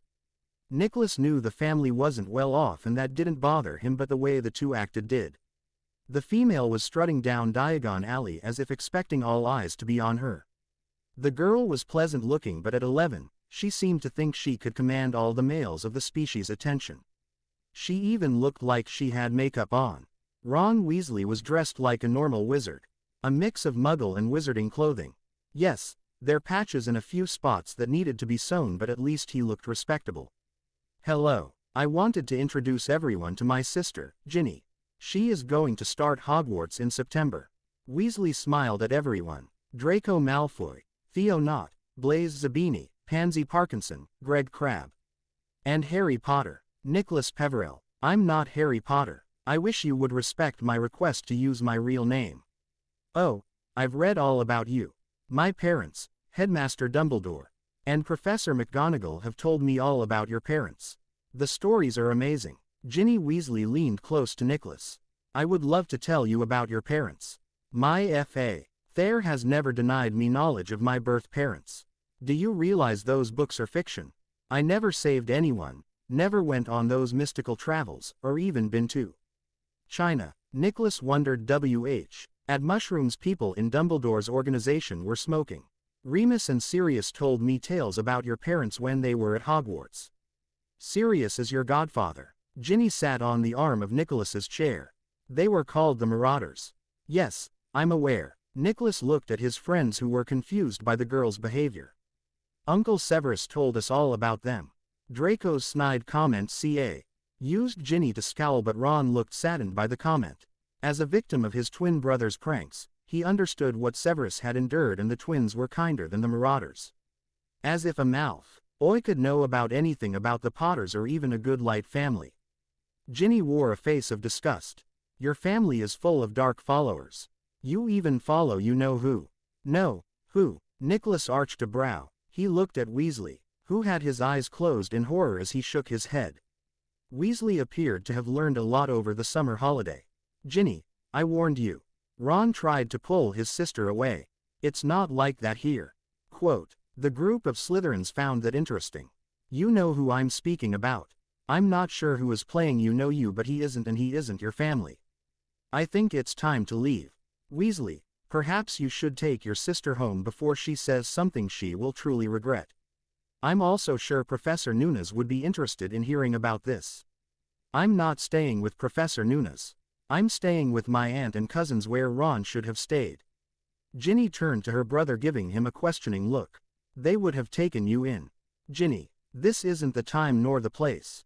Neither was the conversation you just had with Nicholas. Weasley faced the group of Slytherins. I do apologize. I wasn't expecting her to say those things.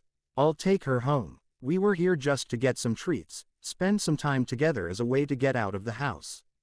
Apology accepted. Nicholas inclined his head. We need to finish our school shopping. We can accompany you. You can show me around Diagon Alley. Ginny slithered onto Nicholas's lap.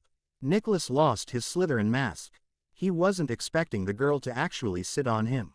The only thing he could think of. He pushed his chair back and sent her to the ground. I do believe it's time for us to leave. Have a pleasant day, Weasley. Nicholas turned and headed for the leaky cauldron. He would order what he needed. His friends weren't far behind him. He wanted to get home and talk to his father. He hoped there was a way to keep the psycho girl away from him. He had never seen an 11-year-old do anything like that in his life. Honestly, he had never seen anyone do it. He also wanted a shower. He could still smell the flowery perfume the girl wore. It was strong enough to choke a horse, but he didn't think it would linger on his clothes. He was wrong. That girl has listened to Dumbledore for too long. Theo turned his head and could see Weasley was trying to give the girl a lecture, but from the volume of the girl's voice she was too busy yelling about being dumped onto the ground to listen to her brother. She is going to be an issue. I thought Weasley was bad, but she makes Weasley seem normal. Pansy hoped the girl wasn't going to have too much of a culture shock when she attended Hogwarts. The girl's attitude was going to cause her a lot of problems. What was up with the whole Potter family thing? According to my father, it's about trying to get Nicholas to be Harry Potter and follow Dumbledore. Dumbledore had kept the whole lie about what happened at the Potter house going for years. He has been telling people that Headmaster Peverell isn't the Dark Lord and that Harry Potter defeated the Dark Lord. Draco had finally read the Harry Potter books over the summer. The books are a great piece of fiction. I have the series if you want to read them. I would. It would be nice to know what those two are referencing. What I don't get is why do they think the Dark Lord is hiding? The man hasn't kept his identity a secret. Blaise and his family were one of the few families who thought that man would have. I agree. Perhaps we see and get another set of the series and get everyone to read them. I will see if Nicholas will let me borrow his copies. Theo knew the books were sold in England, but they were just like any other book. Nothing very special about them. Chapter 7. Severus could hear laughter and it sounded like giggling. He headed toward the green salon to discover it was filled with some of his snakes reading from books. What are you reading? Some of the visitors were longtime friends of Nicholas's. They were a few older, a few younger. The younger were the siblings of the older students. Most were from Slytherin, but several, like Susan Bones, were from other houses. Many had parents that worked in the ministry.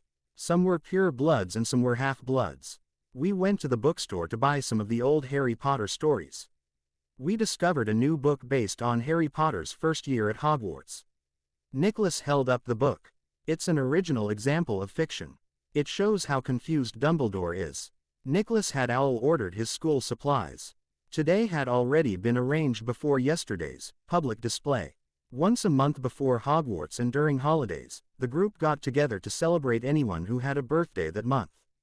It usually wasn't anything exciting, but just something they had done since their parents set up times for their kids to play when they were younger. The parents got tired of having the kids' parties and decided to have a big party each month.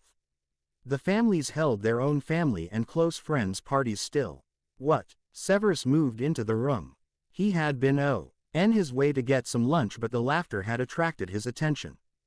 Theo handed him an unopened copy from a small pile on the floor. We bought a copy for each of those in Slytherin. We figured we would need a refresher on Harry Potter after yesterday's public display. They had originally wanted just the basic series. Pansy, Theo, and Draco had been surprised to see a new book being advertised. Said when they reached the fiction section. Indeed, Severus took a seat and started to read it. After 20 pages, a small laugh escaped from him. The first 5 pages had Harry Potter living with relatives and sleeping under the stairs. After a very brief recap of how Harry's parents had been savagely killed by the Dark Lord, Nicholas peeked at where he was in the book. The page had a small picture of Harry Potter and Hagrid. It gets funnier. Severus looked at Nicholas. What is written here destroys all the other books. Severus flipped the book over to read the back of the book jacket. He arched a brow as he saw his answer. The author was claiming the other books were all unauthorized tales by other authors who never spoke to Harry Potter. He wondered how Dumbledore was going to explain having never spoken to Harry Potter, as he saw the author was Dumbledore under a fake name. It's Dumbledore on the back of the book jacket. Severus watched them turn and look at the picture of Dumbledore. Dumbledore was wearing hideous robes and a matching hat. His beard was tucked into his belt. Dumbledore didn't look any different than when he was Hogwarts headmaster. However, someone who knew clothes would be able to see the quality had declined compared to the robes Dumbledore used to wear. Dumbledore just covered it up with louder and bolder robes. Really? Pansy looked horrified at the way Dumbledore was dressed. Yes, he always opened every conversation by asking if you wanted a lemon drop. Severus watched the group look at him as if he grew a third head. You know the stories. True, but lemon drops. Susan was going to ask her aunt. Surely, Professor Snape was telling a tall tale about the former headmaster.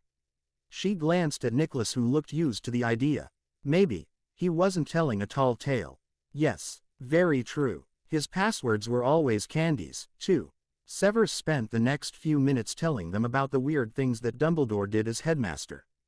The group spent the afternoon laughing at the book until the Dark Lord stood in the doorway wondering why everyone was laughing.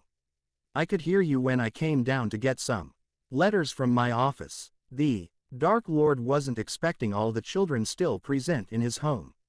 Nicholas only hosted once a year, and he spent that day up in his private library working instead of in his office. Dad, you aren't going to believe what we are reading. Nicholas picked up one of the unopened books. He flipped it to the back of the book. Dumbledore wrote another book. The Dark Lord took the book, looking at the picture of Dumbledore. He wondered what the old fool was going to produce as a form of literature.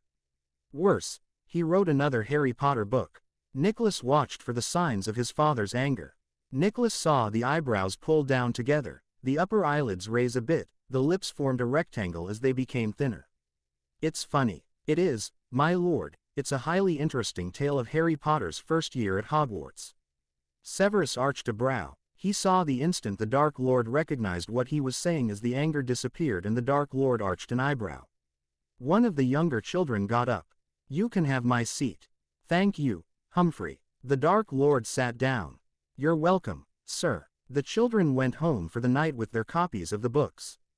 The remaining 4, Draco was spending the night, ended up eating soup and salad for dinner in the green salon. They spent the night laughing as they read their books. Severus closed the book. He looked at Draco and Nicholas sleeping in the chairs. Well, now I know why Dumbledore had so many questions. Between what I wrote him and what Weasley wrote, I believe it all made it into the book with his use of some liberal fabrication. I agree. I wonder how he was able to get it even published. The Dark Lord looked at the 2 sleeping boys. I better wake them so that they can go to bed, as well as us. He glanced at the grandfather clock in the room. It was almost 2 a.m. If anyone had ever told me I would get such enjoyment by anything written by Dumbledore, I would have them checked into the Janus Thackeray unit. The Dark Lord arrived back from the ministry. He was aware that Draco was already home, so he headed down to the potion lab. His son and Severus would be done there working on that vampire potion. He knocked on the door and waited for the caution light to indicate it was safe for him to enter. He entered the room. It took up half of the dungeon. The rest of the dungeon was used for potion ingredients storage. Peverell Castle was an ideal place for potions. The gallery had portraits full of potion masters that were in the Peverell family. The Peverell line was a line from Salazar Slytherin. The Dark Lord could see several potions were brewing. Severus had a list in front of him with some crossed off. Nicholas was cutting up ingredients. My lord. Severus tilted his head in respect. Hi, Dad. Nicholas didn't even look at the little manual alarm clock on the table. Are we late or are you home early? I'm early. I got surprise visitors to my office today. The Dark Lord looked at his son's potion notes. He read down the list. I see it failed. Yes, it did. I believe we need to adjust the amount of aconite fluid as well as add some rose oil. Severus had already written down the next adjustments they were going to make. I see. The Dark Lord didn't hide his smirk. They had been working on the potion for 2 years. Granted, it wasn't full time, but he was impressed by his son's determination. He sat down on one of the stools. He was proud of his son. Who was the visitor? Nicholas laid down his knife. He figured if his father was visiting them, it had to be important. His father could brew but preferred not to. First, how was your day? We had a great day except for the potion not working. We got all by 3 potions finished for the store, Poppy and Saint Mungo's. What a productive day. My day was fine, thank you for asking. The Dark Lord looked at potion closes to Severus. He recognized it as an invisibility potion that Severus invented. Severus must have shown Nicholas how it was brewed. Yes, I got a visit from Muriel Weasley with her great-grandniece Ginevra Weasley. Really? Nicholas never wanted to see Ginevra Weasley ever again. Yes, Muriel heard about what happened in Diagon Alley from Weasley. According to Muriel, Ronald was embarrassed even as he was providing her with the details. When the pair arrived back at Muriel's, Ginevra RTED to upstairs to change, reminding Ronald how the old biddy gives her a lecture about how she was dressed. Muriel heard the whole thing and was about to make her appearance known when Ronald said he wanted to give her one on how she was dressed and her behavior. She entered the room as Ginevra started screaming at her brother. Ronald left before she could discover what happened as Ronald disappeared as she sent Ginevra to her room. It wasn't until the next day when she got a few flow calls concerning the event. She summoned Ronald. Ronald provided her with what happened in the alley and express lane. He should have prevented his sister from leaving the house dressed as she was. She apologized for the delay in approaching me for a formal apology. She wanted to apologize yesterday but she was prevented. Muriel only kept her flow open for incoming calls during set times. She didn't want anyone bothering her at night. Dumbledore. Severus wondered what the man did now. Yes, exactly. Elle was about to leave when Dumbledore and the Weasleys' flow called her. The summary of it was that Molly wasn't happy with Muriel rebuking her daughter. Arthur was shocked when he learned what his daughter had done. Dumbledore gave his "it's a slight misunderstanding." Yes. Muriel disconnected her flow as he was speaking. The Dark Lord had known Muriel since he started at Hogwarts. She had been one of his professors. She retired the year Dumbledore became headmaster. Miss Weasley. Severus was wondering what Dumbledore had been planning on doing. Dumbledore should have spoken to Molly regarding how her daughter had dressed and sitting on Nicholas's lap. The girl wasn't even 11. He shuddered to think of what the girl would do when she turned 13 or so. A letter of apology to Nicholas. The Dark Lord saw his son sag a bit in relief. Thank you, thank you, thank you. I never want to see that girl again. Chapter 8. Nicholas opened his mail as was the norm after breakfast. He read the letter and turned it over. Dad, I think someone forgot to tell Ginny Weasley what a letter of apology was. He handed the letter to his father. The Dark Lord read the letter. He handed it to Severus. Severus read it, laid it down and looked at it again. The writing was a mess. The lines weren't even remotely straight and the ink was smudged. The letter had 3 lines to it. I'm sorry I sat on you. If I had known it was a big deal, I wouldn't have. I can't wait to see you at Hogwarts. There was a heart, or so he thought, and then the name Ginny. That is a heart. I thought so, but who can tell with her writing? The Dark Lord wasn't exactly sure how to handle this. Muriel never saw the letter as Muriel would have never permitted it to leave her house. She won't pass anyone's review of her assignments. Itching for the red ink, Severus. Nicholas had been watching Severus since he read the letter. Severus picked the letter up. Yes, I don't think I've seen a muggle born with such bad handwriting. We are going to have to watch that girl. She is going to cause a lot of issues. I fear she is worse than her brother was. The Dark Lord wondered how Dumbledore expected her of the Weasley children to accomplish his goals if they weren't even trained in the basics. Nicholas had a bad feeling that his father was correct. The rest of the summer passed in its usual including the monthly day where Nicholas went off to Susan Bones' house for the monthly ritual of friends celebrating birthdays. The Dark Lord, Lucius, and Severus were getting ready for the incoming students while handling the newest issue that Dumbledore had decided to create. It had started last month and they hoped to end it today. One that they hadn't told Nicholas about. Dumbledore had decided to go to the ICW and claim that the Dark Lord had murdered Harry Potter. Dumbledore had submitted guardianship papers for Harry Potter which were rejected by magic as Harry Potter didn't exist any longer. Since Dumbledore couldn't locate Harry Potter, he claimed that the Dark Lord killed Harry Potter. The Dark Lord, via his barristers and Lucius, was able to provide proof that Harry Potter was alive with a certified copy of Harry Potter's heir status. Dumbledore, in return, submitted a request for the guardianship of Harry Potter.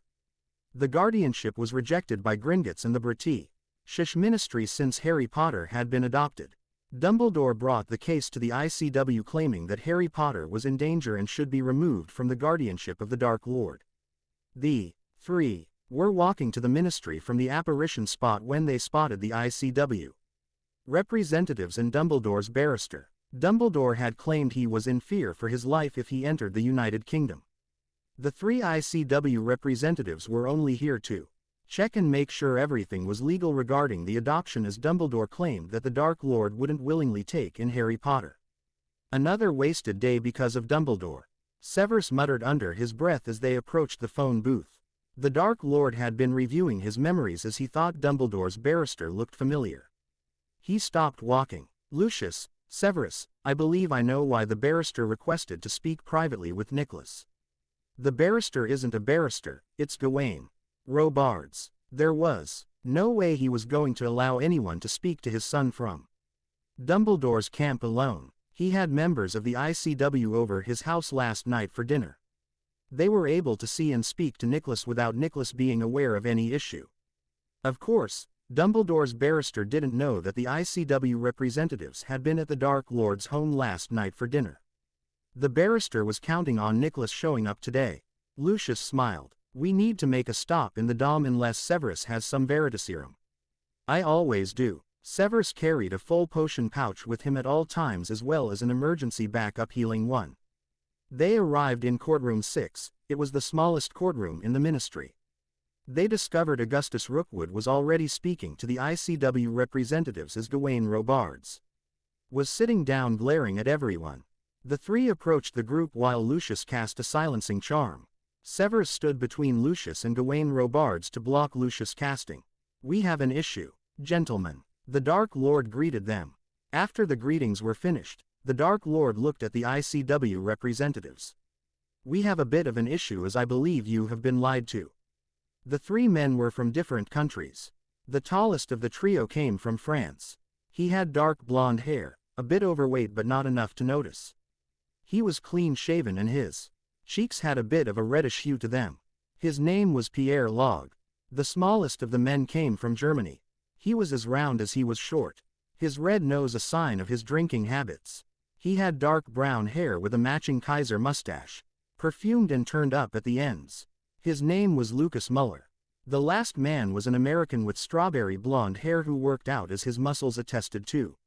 He was also clean-shaven and bald. His name was Robert Hamilton. Oh, Robert hadn't been in favor of coming on this farce. He thought the ICW should have been happy with the proof the boy was alive and adopted. Yes, the barrister isn't a barrister but a member of Dumbledore's order. His name is Gawain Robards. He used to be an Auror here before Dumbledore left. He never went to law school or a university. Lucius had pulled Gawain Robards' records from the DMLE before they entered the courtroom. The records were self-updating. He handed the records over to the French representative. The three ICW representatives all reviewed the file. Before they could speak, the Dark Lord handed them a scroll. It shows any illegal portkeys in the ministry. There is only one. It was logged as you entered the ministry. When you checked your wands, it registered the portkey on Gawain Robards. Robert let out a low curse. It certainly explains his demand that he see Nicholas today. I knew Dumbledore had to have something sneaky planned. Lucas never trusted Dumbledore, and that is why he wanted to be part of this. He wanted to nail Dumbledore. He was sick of Dumbledore and his trivial issues and involving the ICW each time. How do we want to play this? Robert hoped they could have some fun with it. He was surprised that no one looked at Gawain Robards. I say we let him hang himself and Dumbledore. The Dark Lord hoped they would be able to get enough to finish Dumbledore's attempts at interfering with him, his son, and Hogwarts. He would love it if they could put a stop to Dumbledore going to the ICW and other sources with his false claims. Everyone agreed and Lucius removed the silencing charm. Everyone settled into the appropriate seats. The three ICW representatives took the long table facing Gawain Robards and the Dark Lord. Augustus Rookwood took the position that Madame Bones sat in as he would be acting as the minister, recorder of events, and reference for policy in the UK. Before they could begin, Gawain Robards rose from his seat. Where is Harry Potter? As we cleared up before, Harry Potter was adopted by Headmaster Peverell and his name is Nicholas Peverell. Lucas was one of the ones who had reviewed all the paperwork and found nothing wrong with it. The goblins at Gringotts did an excellent job of record keeping as usual. He is to be here for me to speak with privately. Actually, we have several questions we would like answered before we proceed. Pierre had the information from Lucius and the Dark Lord in front of him. Fine, ask away. Would like to get home in time for dinner. We are wondering what legal precedent you are using to show this adoption is illegal. Pierre noticed that the Dark Lord had done a blood adoption and no law would make it invalid. He glanced down at his two fellow representatives and pointed out the small print on the adoption form. Something that wasn't submitted to them in the filings that Dumbledore had obtained. Adopted. When was he adopted? Gawain Robards stood up. I demand to know who has him and why wasn't he presented to the ICW and Albus Dumbledore before he was adopted. This is an MPT to keep Harry Potter hidden if he isn't in direct danger at present. The Dark Lord, Lucius, Severus, and Augustus Rookwood realized that Dumbledore had been hiding information from his people again. They knew that Weasley had written home and informed them that Harry Potter was Nicholas Peveril. Weasley still didn't believe that the Dark Lord and the headmaster were the same people. The Dark Lord knew that Severus never informed the man of anything unless it was useless. Mr. Robards, please answer the question. No one missed the surprise that crossed the man's face as his real name was revealed. He was adopted against his guardian's consent. Albus Dumbledore was to be Harry Potter's guardian. Why does Albus Dumbledore believe he is entitled to the guardianship of a student in the UK when he resides in Paris? Pierre wondered what they were going to get for an answer. It was stated in Lord and Lady Potter's wills that Albus Dumbledore was to gain guardianship of Harry Potter. The man's tone held a got-you-there attitude. Pierre picked up the certified copies of the Potter's will. According to this, guardianship of Harry Potter after his parents' demise was Alice and Frank Longbottom, followed by Sirius Black, Minerva McGonagall, and last is Severus Snape. He laid will down and picked up the adoption paperwork. According to the information we have, Harry Potter was left on the doorsteps of his Muggle aunt and uncle on the night of the 31st of October. 6 weeks later, a letter arrived at the ministry from the Dursleys demanding someone come and remove Harry Potter as he wasn't wanted. 2 weeks later, he was adopted by Tom Peveril. Augustus stood up and handed the copies to Gawain Robards. It's all there. You will also note it's a blood adoption, so there is no way to void it. They watched and waited as the former Auror read the information. He dumped him off at night and didn't tell them. He read the formal statement by the Dursleys. Why wasn't this ever known? It was. Rita did a lovely series of articles about it. Lucius glanced at Pierre and he had a feeling this was going to make the newspapers in the other countries. Since there isn't a legal reason for Albus Dumbledore to be granted guardianship of Harry Potter, also known as Nicholas Peveril, we are closing this case permanently. Albus Dumbledore will be informed of this decision and the fact that there is no recourse for future involvement by the ICW or any other government. We will also make a notion of the illegal portkey on Mr. Gawain Robards and the desire to speak to Nicholas Peveril alone. Since the portkey wasn't used, we won't issue a fine or have you charged for the illegal portkey or make mention of our believe you were going to attempt to kidnap Nicholas Peveril. I'm sure we can find some veritaserum since Potion Master Severus Snape is present if we need to prove the truth of our opinion. Lucas stared straight at Gawain Robards as if daring him to test them. No, I'm fine with your decision. Excellent. I'm sure you will share the information with all of your acquaintances and Mr. Dumbledore. Robert was going to see if he could get it published in a few papers. Now, I believe this closes any issues that have arisen. At his two fellow representatives' nods of agreement, he declared the session closed. Mr. Robards, I would expect you to go directly to your hotel or home. I'm heading home. The man heaved a heavy sigh. Dumbledore isn't going to give up. He will go the illegal route now. I honestly didn't know any of this, and many others who follow him are also unaware of all of this information. I have a feeling that no matter what evidence I show, he will spin to be the fault of a corrupt ministry. He normally wouldn't have said anything, but no one liked to be used and he fell into that category. He also didn't like being lied to for the last decade. He also knew Minerva was going to be very surprised to realize she was the one who should have had custody of Harry. Dumbledore had to have known, as he had seen where Gringotts made a note that the will was sealed by Dumbledore on the 1st of November.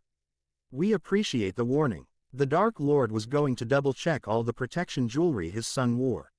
He was also going to renew all the parcel protection on his son. After Gawain Robards left the group, discussed the current events involving the ICW and any interesting rumor they had heard during the last ICW meeting regarding what Dumbledore might attempt to do.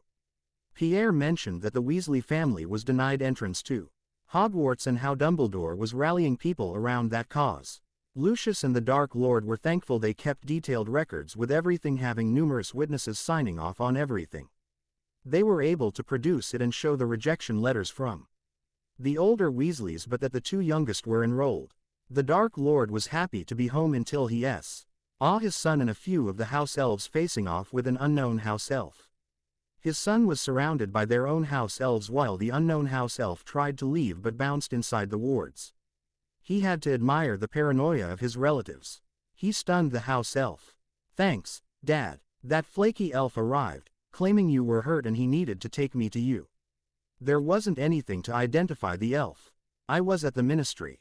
He went to the flow and called the Aurors and reported strange house elf who tried to kidnap his son. Chapter 9. The Dark Lord watched his son add another book to the books that Nicholas was taking on the train. He had arrived home a few minutes ago. He felt a rush of pride as he watched his son. The boy was smart, powerful, and had something he wished someone had shown him. Before Nicholas came into his life, Nicholas knew he was loved and wanted. He loved his son and would do whatever was necessary to protect his son. He knew his son wasn't perfect, but to him, his son was perfect. It hadn't taken long for the Dark Lord to fall for his adopted son. When Harry Potter was returned to their world, Harry had taken on look at the Dark Lord and started screaming for the man. The Dark Lord had never even picked up a child before, and in order to stop the boy from screaming for him, he took him in his arms. Harry stopped crying and started chatting up a storm. The Dark Lord just looked at the boy in his arms. Harry finally stopped chatting up some nonsense to his ears. "Is that so?" Harry started nodding his head, touched the scar on his head, and pointed to the Dark Lord. "So you do remember me?" Harry smiled and wrapped his skinny arms around the Dark Lord's neck.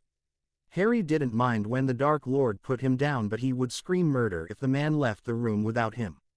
A week later, the Dark Lord adopted the little brat, as he called at the time. "Little brat, 5 books. Do you plan on not speaking to anyone?" Yes. He did still call his son that at times. Nicholas turned and saw his father standing in the doorway. "You haven't called me that in almost 3 months. Nicholas was thankful that the Dark Lord never embarrassed him by calling him that in public. "I was thinking of not speaking to anyone. I figured Weasley's sister will be on the train and having Draco and I hid. There are enough upper years that could cast the privacy spell on one of the compartments for us.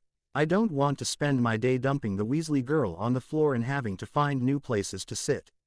The Dark Lord walked into the room. "How about you just come to Hogwarts with me and spend the day with Severus Brewing?" Severus and his son could spend hours working on potions and he would know where his son was. Severus would also protect his son. "I was going to ask, but I figured you were going to have your last-minute staff meetings to discuss any issues." Nicholas smiled. "Did you send Lucius to Hogwarts to make sure everything was running on schedule?" "No, I didn't. I believe I can have meetings without worrying about you blowing up any potion labs like you did when you were 5. You were always sneaking into one of them during the meeting." The Dark Lord was thankful that he and Severus were paranoid about Nicholas's safety. Nicholas only caused 2 major explosions but always made a mess when he was brewing when he was alone. "I haven't blown up a lab since I was 8. Nicholas let the last of the books in his trunk. "What are you doing here anyway?" "I thought Lucius was going to take me to the train." The Dark Lord waved at his hand and one of the matching deep green soft suede chairs came across the room. He sat down. Nicholas looked at his father. "What happened?" "We discovered who the elf belonged to. It was a black family elf. Creature was able to confirm it. The elf is the personal elf of Sirius Black. We discovered the elf was encouraged to seek you out and bring you to Black. We don't know if there are other elves that might attempt this." It had taken almost 2 weeks before the elf provided any information, and only because Creature used his status as the head of the Black family elves to force it out of the elf. "You don't want me to take the train to prevent an elf from kidnapping me?" Nicholas sat down on his bed. "I don't understand why he is so focused on me." He read the Harry Potter books. His father, Lucius, Severus, And anyone else he asked always told him the truth about how his real parents were killed. The Dark Lord killed them. It was during a war. They were on the opposing side, and yes, they were his birth parents. He knew about the prophecy. Everyone knew about the prophecy as it was in the history books. You know the truth about that night, he doesn't. Nicholas, you are more powerful than you believe you are. I don't mean just in pure power, I also mean politically. Dumbledore wants you for more than just this war he believes will happen. He believes in the prophecy that Hack gave him. He craves your political power to get him back into England. You are his ticket back to greatness. The Dark Lord sighed deeply. Dumbledore wants to craft the magical world as he views it. If he gets control of England, he can get back into Hogwarts as headmaster. As headmaster, he will have a position in the Wizenogomot as well as the ability to get back onto the ICW. Once he is in those positions, he would be able to remove anything he views as dark as he did before the war. The Dark Lord also believed the dark creatures would be forced into hiding if they wanted to avoid being put on a list of dark creatures as the Ministry did before he took control. Dad, I don't have that type of power. Nicholas looked at his father's face. His face paled a bit as he realized he did. You think he is getting desperate enough to try anything, don't you? Yes. He has been waiting for over a decade for his plans for Harry Potter to take shape. He has spent the decade building the support he needs to regain control. We have been able to stop his juvenile attempts, but the man is a general in a war he wants to start. He is doing the childish antics to fool us into believing that is all he can accomplish. He has a long history of following this type of plan. I don't want you to go anywhere without Severus, Lucius, or me. Bella might attach herself to you also. You will need to wear your portkeys. I want you to wear both of them, and I am working on crafting one that will look and feel like regular clothing. Severus is crafting some potions that can be stored in a single-dose container that we can hide on you. We have to make them so that nothing will show up dark when Mad Eye Moody looks at you. The Dark Lord knew that Severus was crafting some potions that Nicole, as would take weekly to keep any compulsion potions from being effective. You think he is going to try house elves again?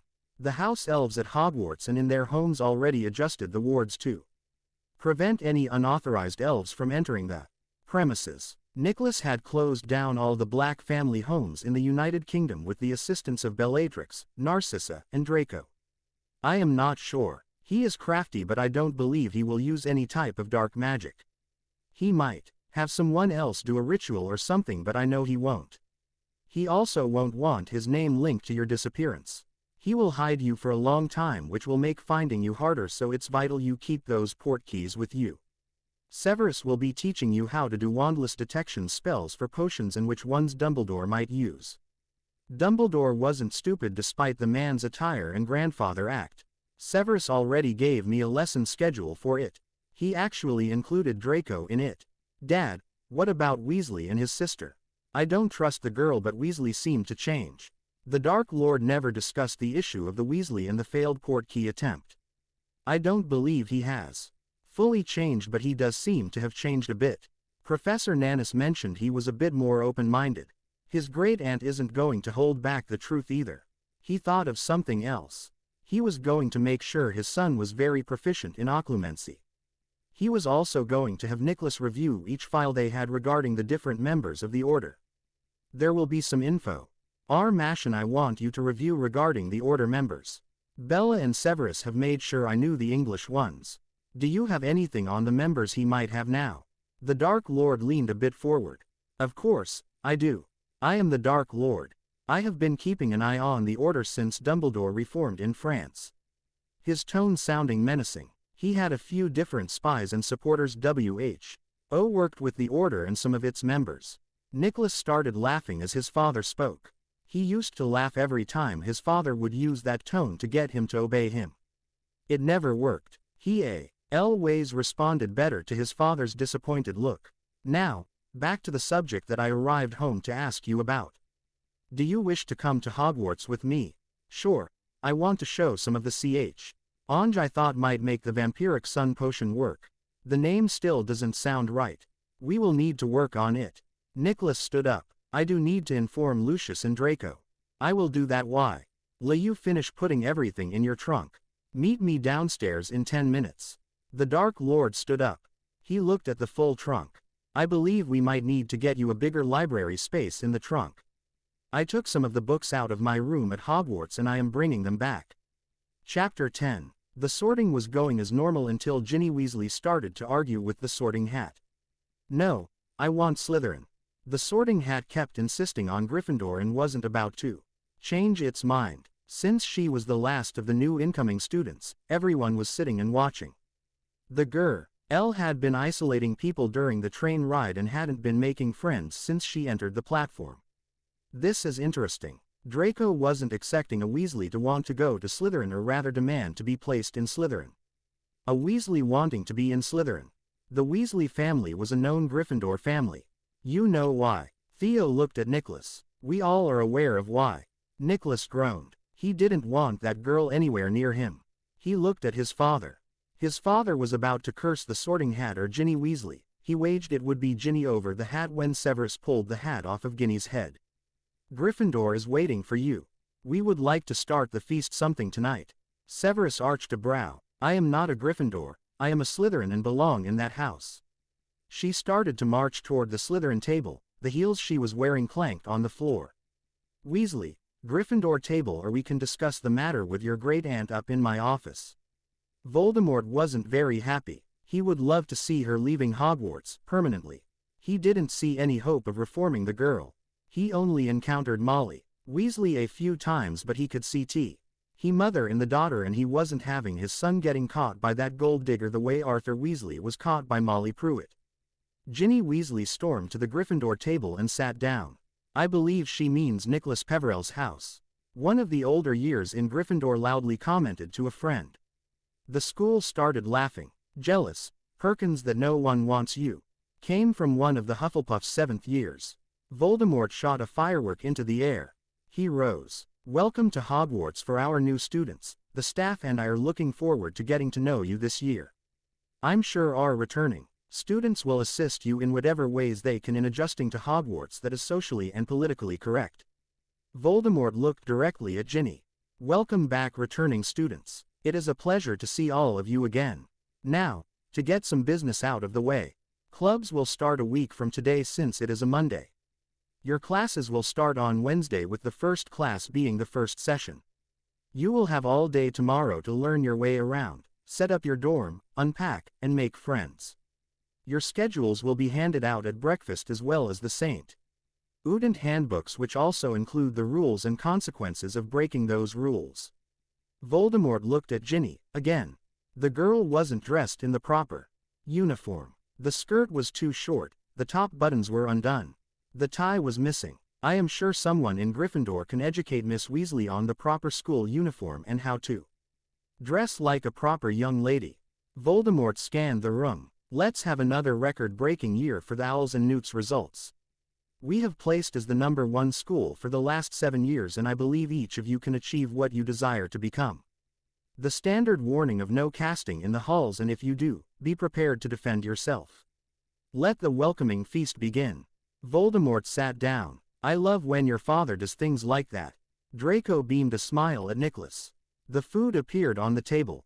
Ginny seemed a bit surprised since it wasn't sweet-heavy as Dumbledore described but was full of healthy foods as well as traditional English favorites. She appeared to be in a heavy debate with her brother who was looking flustered by his sister and her antics. Nicholas arched a brow. Sure, Draco, and if it was Uncle Lucius. Nicholas used to tease Draco at how red Draco's face could become. I would have died from embarrassment. Draco leaned closer to Pansy. Bet on who will help her. Pansy and Draco were always betting each other on minor things. No, you know Weasley will get Granger to assist. Pansy frowned a bit. Someone needs to teach her that less is more regarding makeup. Pansy was going to ignore the clothes. Nicholas had a feeling the girl needed that lesson in more than just makeup. He hoped the girl wasn't going to bother him all year. At least, he wouldn't have any classes with her. She won't be in our classes, thank Merlin. 2 months later. Nicholas and Draco were wondering if they had some type of trackers on them as Ginny Weasley stepped in front of them as they were walking toward the library.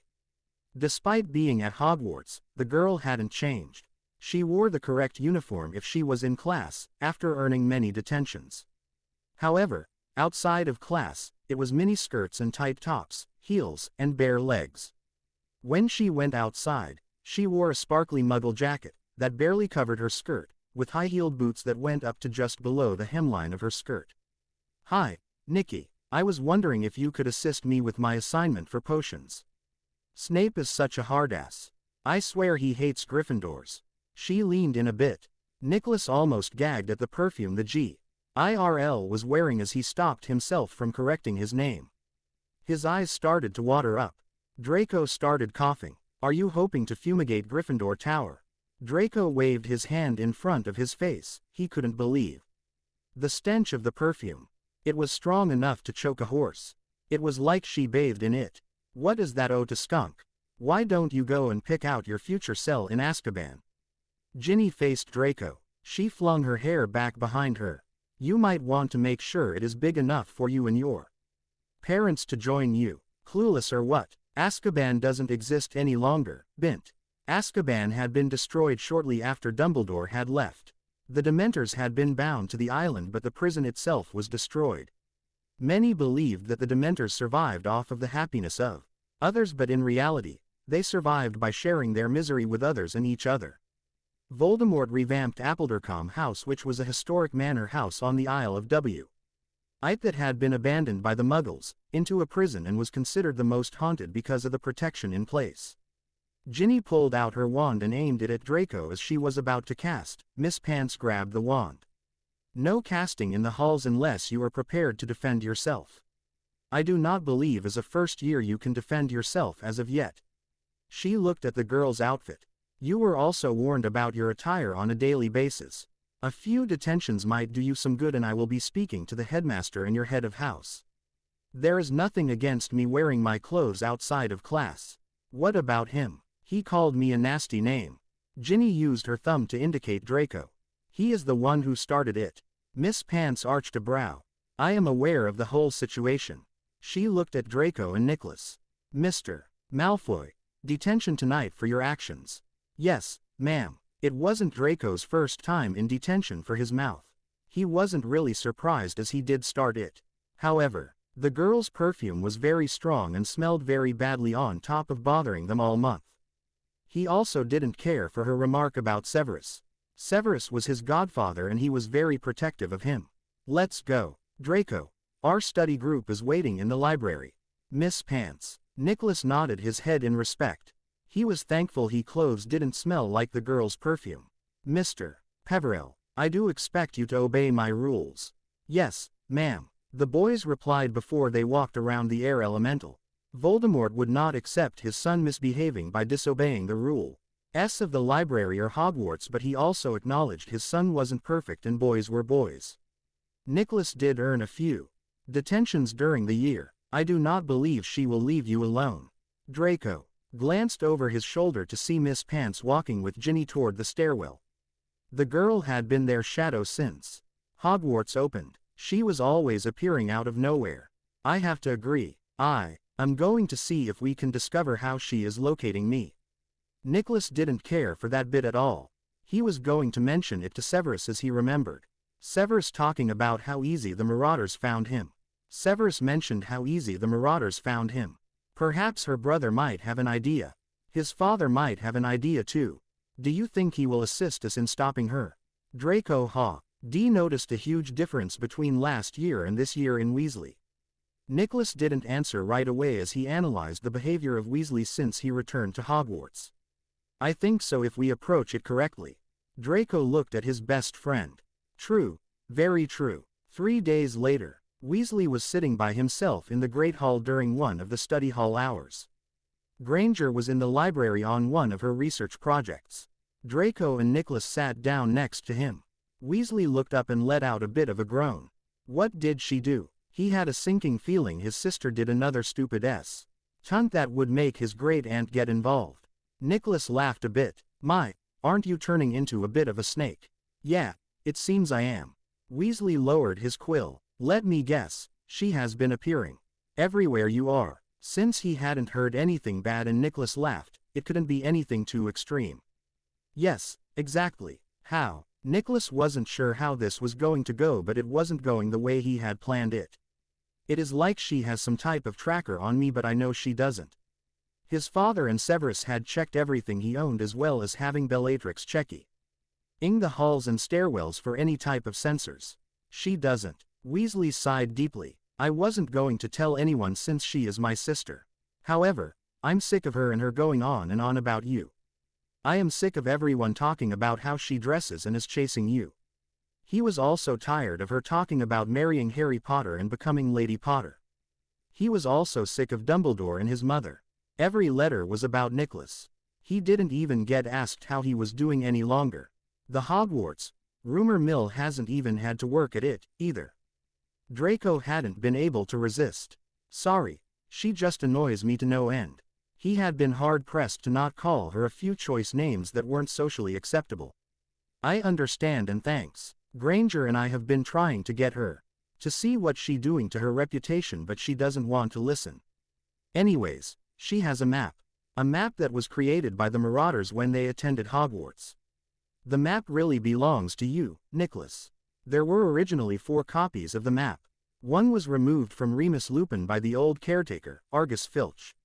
The remaining 3 belong to Peter Pettigrew, Sirius Black, and James Potter. No one is aware of where Peter or his map disappeared to, but Sirius' copy is in the old Black Manor. Dumbledore had James's. Sirius and Dumbledore gave James's copy to her. Sirius showed her how it worked. What does this map do?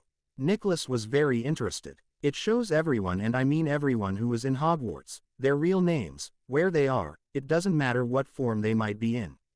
Potions or glamours don't distort who they are, but it also doesn't show up who they are on the map. It only shows their true forms. Weasley looked at Nicholas. She wrote to Dumbledore telling him that your father is Tom Riddle. Not you know who. He is Voldemort. He used his name Tom Marvolo Riddle to make an anagram. I am Lord Voldemort. He also uses the full name all the time. Nicholas used his wand and showed Weasley the trick his father did with his name, but it showed up on the table. What does this map look like? Draco wanted more information on this map. They knew where all the old caretaker files were. They would be looking for a copy of the map. If you don't have the correct password, it would look like a blank scroll. Draco smirked at Nicholas. The map was sitting on Severus' bookcase. It had been an ongoing project of his, and all he ever said about it was that he wasn't going to let the Marauders beat him. The passwords. Nicholas wanted to put a stop to Ginny following him. To view the map, I solemnly swear that I am up to no good, and to close it or wipe it clean so that no one can read it, Mischief managed. Weasley felt a bit guilty and added, I am going to warn you that Ginny was bragging about some new plan Dumbledore has come up with to reclaim you, voiding the blood adoption, and rename you Harry Potter. Nicholas frowned. There was nothing legal at Dumbledore could do to remove him from his father. The ICW already ruled against Dumbledore. He wondered what was going on. He would have to warn his father. He can try, but ICW already ruled against him. I read it in the newspapers, but he said they were lies. He has my parents and Ginny believing them. Weasley had been surprised at the number of newspapers he had access to since he had been in the United Kingdom, as well as the different books. He now understood why his 2 oldest brothers left France and Dumbledore. Weasley reached down under the table and pulled up his rucksack. Are you going to be here for a bit? Just until the next session. Draco wondered what was up. Good. Give me 10 minutes. I have some things I believe might help. Weasley stood up and left. Nicholas moved into Weasley's seat. What do you think? I am a bit skeptical, but I am leaning with him being turned away from Dumbledore. His 2 older brothers did as soon as they got an education away from Dumbledore. It does make me wonder what he is teaching them. Draco was more of the talker and Nicholas was the ponderer and the planner. I have to agree. It seems like he is limiting everything in their world. I do believe it is going to take more than having access to information for Ginny Weasley to realize the truth. Nicholas looked around the Great Hall.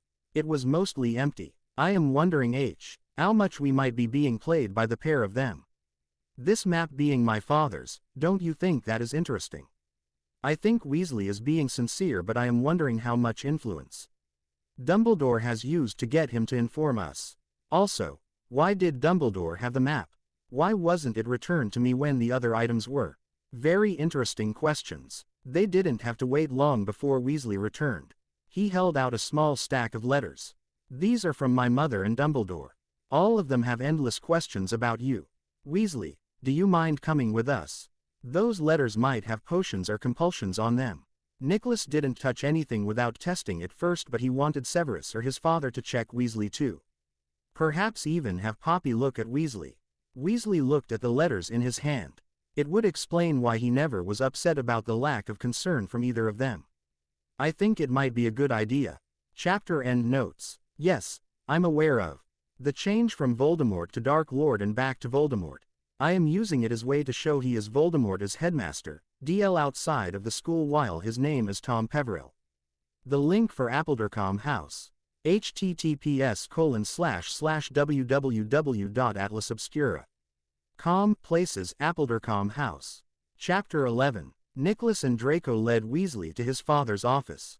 Nicholas had used the code word to the gargoyle to alert his father it was a priority. Dad, Weasley has some letter he needs to have scanned for compulsions and potions. Voldemort was sitting at his desk waiting for them. Fox was over in the corner sleeping, or rather pretending to sleep.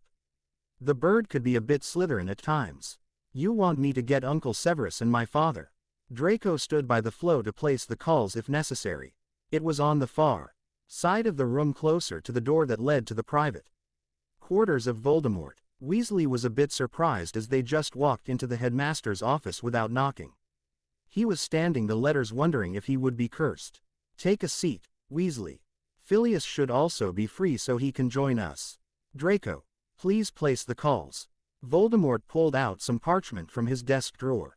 Quote, why do you think they have compulsions or potions, Weasley?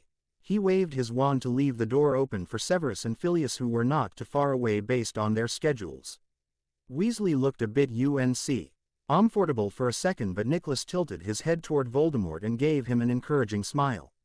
Weasley decided to follow his gut instinct and be honest. They only ever ask about Harry Potter. Never asking about me, and I always feel inclined to answer them and don't seem to be bothered that they have been ignoring me. He held the stack a bit higher. They write every day. I get one from my mother, Dumbledore, Sirius Black, and Remus Lupin. Lucius stepped out of the flow as Severus and Phileas entered the office. How are the letters arriving? Voldemort hadn't seen any owls dropping off letters for either of the Weasleys. He didn't think any of the house elves would permit any other elves after the last incident. They come at night. The owls drop them off after curfew. I find them on my table in the morning. Phileas, if you would cast the detection spells to not have any issues later. Voldemort wasn't going to have Dumbledore claim he, Severus, or Lucius did something to the letters. Phileas began to cast on each letter. He placed the results on each letter, with Weasley watching and getting angrier and angrier with each result. Each letter had the same compulsions on it. Each letter had a truth compulsion as well as a desire to get close to Harry Potter and assist his sister in establishing a relationship with Harry Potter. I can't believe them. Weasley focused on what Professor Nannis taught him over the summer. Why didn't they work? Draco looked at the results. Sorry, Weasley. I guess I shouldn't be surprised. All I ever heard was Harry Potter this or that. Weasley looked at Draco. Thanks. Quote, the compulsions didn't work because Nicholas isn't Harry Potter. When I did the blood adoption, it broke any connection to Harry Potter as his name. Yes, he is still heir Potter and will be Lord Potter. James and Lily are still his parents, but I am also his parent. Voldemort scanned the results. Didn't Dumbledore teach about blood adoptions? No, I am discovering there is a lot he doesn't teach. Weasley felt so disappointed. He was going to write to his older brothers. His mother and other family members who lived in France didn't write to him over the summer holiday, but Bill and Charlie explained the twins and Percy weren't allowed because Dumbledore felt the mail would be intercepted and read by Voldemort and his Death Eaters, or that one of he owls might lead some Death Eaters back to where they were living. Bill and Charlie told him it wasn't the truth but explained how Dumbledore worked. Weasley was beginning to understand what this older brother meant. Nicholas put a hand on Weasley's shoulder. Sorry, but I am glad the compulsions didn't work. At least, you know what you are feeling, or your feelings. Nicholas was thankful that He never had to deal with Dumbledore being the headmaster of Hogwarts or even in charge of his life. The man was crazy and power-hungry. I would suggest a complete scan to be safe. He might have some binds or blocks. Severus suggested. Dumbledore has done it in the past and we know he placed them on Nicholas when he was a baby. I am not sure who he uses as a potion master. True. Lucius, perhaps you could escort Weasley to Gringotts for a complete exam. I don't want Dumbledore to claim we have done something to him if we use Poppy or anyone else. Lucius would understand why he wanted it done. They would use this next time Dumbledore caused problems with the ICW. I can't pay for something like that. Weasley looked scared. He didn't want his parents to be aware of what was going on. No need to stress yourself out regarding it. We have a fund set up for medical expenses not covered at Hogwarts. Voldemort handed Lucius a key. The funds would be coming out of his vault, but it would be worth it. He usually paid for any abused children to have a full exam and to be healed, and this counted as abuse as far as he was concerned. He would see about finding someone for Weasley to spend the holidays with if the boy desired. Thank you. When is a good time for you, Lord Malfoy? Weasley understood why Bill sent him a book on etiquette over the summer and he was thankful he read it. He just wished his sister would. She was embarrassing him and his family name. The students in Gryffindor were also providing him with a lot of information that he never thought possible.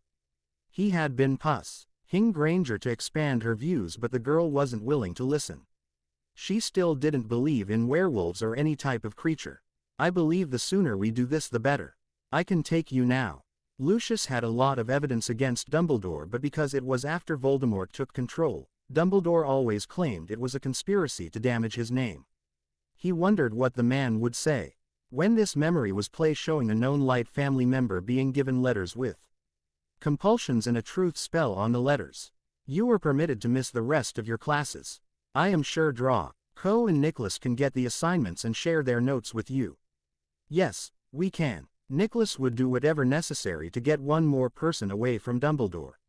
It would save him from worrying about portkeys and other things from that person. Thank you, I appreciate it. Weasley stood up. You can keep those. I do not need for them. Please don't let my sister know. She will write to them and let them know I told you. No one will inform her. Voldemort wouldn't have mentioned it to anyone outside of the room, and he knew his son and Draco wouldn't. They learned a long time ago that anything that happened in his office remained in his office and was not subjected to school gossip. I will have Neville and a few others get the information needed from your classes we aren't in. Dr. ACO was also going to be speaking about getting people to befriend the redhead. Let us go now. He might be back in time for his afternoon classes if we leave now. Lucius didn't believe Weasley would take very long at the healers in Gringotts since he wasn't physically abused. The mental abuse was a different matter, and he would feel the boy out as they traveled and waited. Voldemort handed Lucius a list. See if he has those books and research materials too. If he doesn't, please pick them up for him. I will. Lucius pushed learning about Muggle history, weapons, and blood theories that we read correct, which covered Muggle-borns coming from squibs. He was also going to include another school uniform because the one the boy was wearing was one that Madame Malkin sold on her used robe rack and it had seen better days. He was going to get the boy some school robes and other things. It is fine, the money comes from your grant for attending Hogwarts. Voldemort was thankful that Dumbledore never used the scholarship funds because the vault had tripled in value since it wasn't used by him. It enabled Voldemort to help more children with more than just the basics.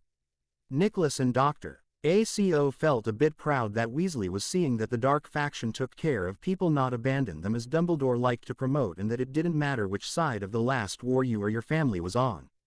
It didn't matter if the family still supported Dumbledore. Weasley was learning that all people and creatures could get along as long as respect was present. Lucius and Weasley headed out of the office. Lucius would see what information he could learn from Weasley regarding his situation and if there was a way to get him away from Dumbledore. Once they left the office, Voldemort read the results again. Boys, head to your classes. Voldemort waited until they left the office. Severus, what is missing from this report? There were a few spells that were personality spells. The Why were to keep him being Gryffindorish by Dumbledore standards as well as loyalty to Dumbledore and the Weasley family. Severus pulled out the results he had ran while Phileas did his scans. I am 1. Daring if his sister is getting the same treatment. I will have Nana scan the dorm and make sure she isn't, but I do not believe so. I believe Dumbledore did it because Weasley didn't go back to France, or is he following what Dumbledore wants him to do? His sister might be reporting her versions of events. I will have my relatives check the wards and make any adjustments if needed. No owls show. I'll be able to drop letters off in any of the dorms. Phileas didn't think the wards needed to be adjusted, but it wouldn't hurt to double check to make sure that Dumbledore didn't put a hole in for animals to slip through. I don't think it's an owl. I think it's a house elf again. I want to check and make sure we do not have any family ones here that can grant access or deliver letters.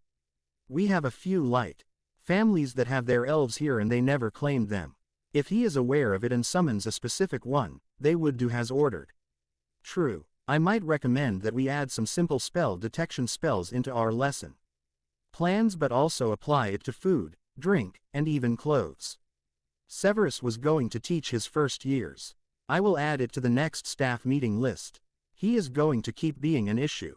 Might I suggest reviewing the Potter vaults and having Lucius reviewing any filings for a marriage contract between Harry Potter and Ginny Weasley? Phileas was aware there weren't any for Nicholas Peverell. He has used illegal bonding contracts before. It was how Lily and James got married. What? Severus was shocked. I think you need to explain that. I'm sorry, Severus. I never spoke to you about this because they had been deceased for a few years before I had a purge. Lily came to me because Dumbledore informed her that she had to marry Potter because they had engaged in a sexual relationship. She had been reviewing an apprenticeship with me when this happened. He used a memory charm on me. However, he informed her that because she was under 18 and he was her magical guardian. He drew one up. He had her sign it and wouldn't let her leave his office until she did. They got married a month later. James was gloating about getting her Severus Claw MPED down on his shields to keep his anger from exploding.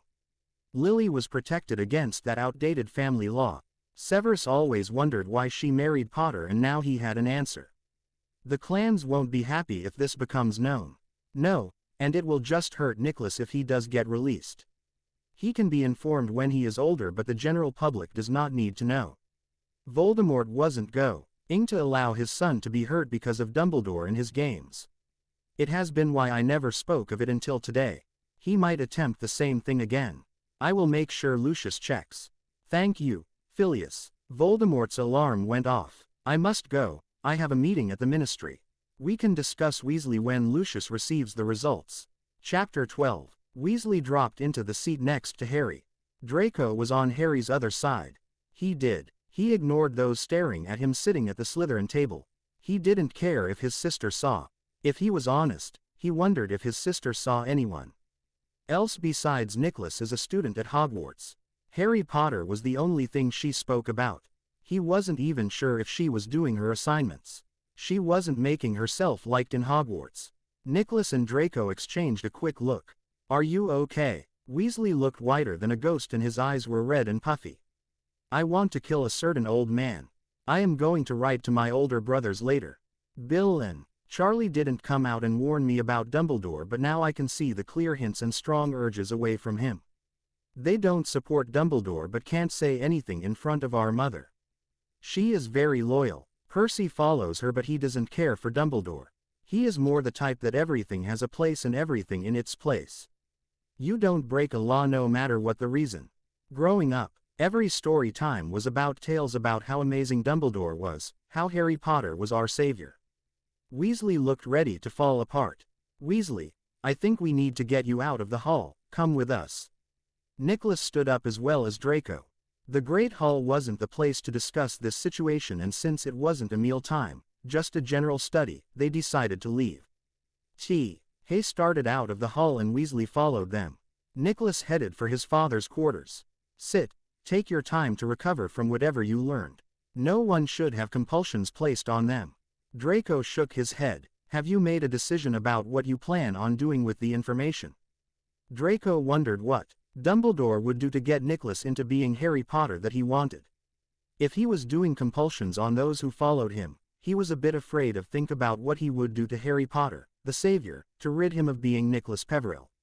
Your father provided me with some options. The goblins are going to hold the information for me to use later if I have to. Your father agreed with me, or I could just charge them now, but he was afraid it wouldn't do much. Apparently, since Dumbledore could claim anyone sent them because I have no evidence of how the letters arrived on my bed. Your father suggested saving it to use against Dumbledore later, and the goblins agreed. I had them put a copy in your parents' vaults and one for Hogwarts. Sounds like a good idea. It also keeps Dumbledore from becoming aware. What are you going to tell your sister about not being around this afternoon or leaving with us? You know someone will tell her. Nicholas wasn't surprised when some tea appeared in front of them. Weasley didn't even notice because he was too wrapped up in what was happening to him. Will she even notice he was gone? She will notice if she was in the hall or a rumor that he left with us. Draco looked at the Dark Lord's desk. Do you think she might be laying in wait for us? My dad and Severus are looking at the map to see how it was crafted. Nicholas had been surprised at how detailed the map was. I hope she gets the message soon. Ad heard her screaming about someone stealing something from her trunk, but Ginny refused to tell anyone what was missing. When asked to explain why she was yelling by Professor Nannis, she denied anything was wrong and was feeling a bit homesick. She doesn't listen to anyone. My parents let her get away with everything because she is the only girl and the youngest. Dumbledore and my mother filling her head about Lady Potter isn't helping either. Weasley was upset at realizing how much his mother was destroying his family. I always thought my family was great. Now, I fully understand why Bill and Charlie rarely come home. I thought it was just because of Dumbledore. It's not. My mother is a harpy. Neither boy was going to agree. You just didn't do that. While you may trash talk your family, no one else was allowed to do so without the need to defend your family. You might want to speak to Madame Pomfrey about seeing a mind healer. Are you planning on going home for the holidays? Nick Olaz wasn't sure if he would want to return to a place where a trusted member of the family was willing to use compulsions. Mrs. Weasley sounded like a controlling harpy. He hoped he never met her. No, I am going to speak to Professor Nannis about remaining with him and his family. It was nice not having anyone yelling all the time. I want to visit with my oldest two brothers when possible. The twins will keep my secrets. I was thinking of asking someone to help me answer their letters. If I don't answer them, they will do something worse. I thought of asking your father, Malfoy, but Dumbledore might recognize the tone. He would. Nicholas looked at Draco. I might have a solution, but I need to speak to my father as well as someone else. Do they need to be answered today? No, I am not good at writing back, and they didn't include a compulsion to respond fast to the letters. I do need to have a respond by the weekend, for they might write to my sister and she will stick her nose into my business. Perfect. We can help too. I am sure we can come up with some interesting stories regarding Harry Potter. Draco laughed. He was looking forward this gossip in Hogwarts, which your chair would be able to confirm at the same time. Well, let's finish our tea, and Weasley, go and wash your face. Nicholas pointed to the door where the washroom was. Nicholas and Draco were watching. Weasley sitting at the table in the potion lab writing, answering the letters to his mother, Dumbledore, Lupin, and Sirius Black. Nicholas and Draco were brewing some potions for the infirmary and were here to support Weasley. Weasley had spent the last 2 days trying to get his sister to leave Nicholas alone while trying not to alarm his sister enough to write to their mother. Severus had given detention to Weasley for him to be able to write the letters. Severus was reviewing the letters that they were going to send to Molly Weasley by Ron Weasley. Some minor corrections. For the 2 mutts, add a bit of how great Nicholas is at flying. Do not mention pranks directly, but put down something like how everyone believes that Nicholas is responsible for pranking me. The rest of the letters fit with your style while fulfilling the compulsion aspect without providing too much information. Okay. Do you think Dumbledore will believe them? Weasley took the 2 letters in question and began to make the changes. He would rewrite them later. Yes, as I will be writing a letter to Minerva. We have corresponded over the years. Severus was also going to be writing a report for Dumbledore. He Would provide the same information as well as a bits of other pieces to make him believe that Nicholas was a hidden lion. He would also mention the prank rumor which the two mutts would love. I shall have the letters copied and ready to go by tomorrow. Weasley was adding the last of the corrections to the parchment. He handed the reworded letter to Severus for another review. Severus read the letter. Very acceptable and yet no information provided. They should have a harder time getting letters into Hogwarts unless they come the regular owl post. Severus and Phileas had the goblin out too. Review the wards as well as adding a few wards to keep. Dumbledore's attempts against Nicholas. Nicholas and Draco were bottling the last patch from the cauldron when Weasley was finished copying some of the letters when his detention was over. He still had to rewrite 2 of the letters, but he would be able to finish them tonight. Quote, Voldemort listened as Severus reported the latest news regarding Dumbledore and the letters. Do you believe him? Voldemort was getting the latest updates from his 2 top advisors. Yes, he was very shaken by the goblin's test. He broke down crying in the office. I was a bit surprised. I believe he lost whatever faith he had in Dumbledore and his mother. Weasley was so angry his magic reacted. It wasn't faked. I know from Draco that Nicholas and him had ed him from the Great Hall when he returned. They gave him some tea and time to calm down. Lucius was proud of his son. He would never have expected his son to show such care regarding anyone outside of family. Yes, Nicholas mentioned it. Voldemort was very aware he would have never had done such a thing. His son had more compassion for others than Voldemort had ever experienced in his life. Only people to ever show they even liked him were his son and most of his elite. The letters were sent out on Saturday morning. He had me review each one and copied them as we agreed. I cast a silent charm to see if he would send them. He did. I also added my own report which I sent out this morning confirming most of what Weasley wrote as well as some details he would believe regarding the son of James Potter. Severus peppered the letter with hints of pranks, the arrogance of Nicholas being a Potter that Dumbledore would expect as well as some Gryffindor tendencies. Excellent. I am sure. The old fool is going to love the letters. He will gloat as he makes his plans. Voldemort already has plans to prevent Dumbledore from getting his hands on his son. He had already provided the paper work to the ICW showing Dumbledore's latest attempts, even though there wasn't clear evidence that it was Dumbledore. Did Weasley copy the letters he sent? Yes, he did. I placed the copies in the report. He was going to see what his sister would write, but his sister claimed she didn't write to her mother this week. Weasley thought she was lying since he had seen her writing letters and she got a package the other day. Severus pointed to the report on the Dark Lord's desk. Yes, the package contains some love potions which disappeared before delivery. I had the package shipped to Amelia the day it arrived before it was delivered to her the next day.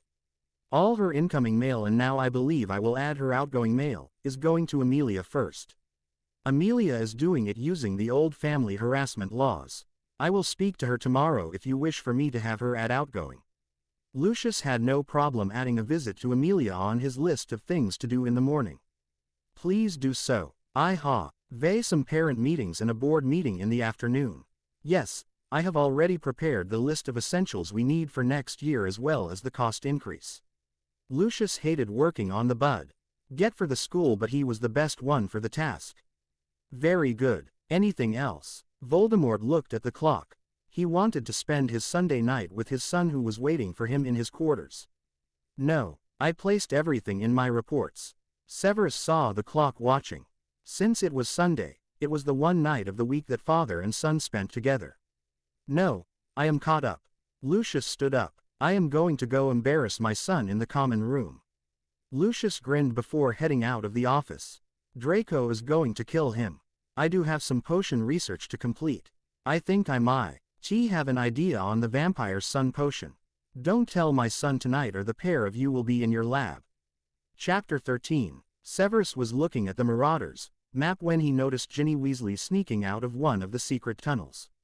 He picked up the map and headed to the 4th floor and the mirror that hid the passage to Hogsmeade. He looked around before he sent a Patronus to the Dark Lord regarding the situation. He waited for the Dark Lord. When the Dark Lord arrived, opened the hidden passage. Do we want to wait for her or follow her? Follow. I have a feeling it will be interesting. I agree. Severus looked around the tunnel as the Dark Lord used his wand to light up the tunnel. I don't think she used it often, still too many spider webs present. I agree. I am wondering if she has been using the other ones. We blocked the tunnel from the Whomping Willow and the other ones as well. I just didn't do this one since it was harder to find, I believed. The Dark Lord was going to use parcel magic to block the tunnel. He had done it with the other ones as well as warding the doors at the opposite end of the tunnels to prevent anyone from using them to enter Hogwarts. Varys cast a silencing charm on their bodies. They beginning walking and soon they heard Ginny's footsteps. They turned a slight bend and could see the girl didn't have a torch nor was she using her wand. It looked like she had a candle which wasn't giving a lot of light for her to see. It explained why they were able to catch up with her. They could hear her cursing as more webs got in her hair or on her. They took a step for every 4 steps she took. Eventually, she reached the end of the tunnel. She exited and as soon as the exit closed behind her, the Dark Lord cast a parcel magic invisibility spell on them. They exited and saw the girl heading to the Hog's Head Inn.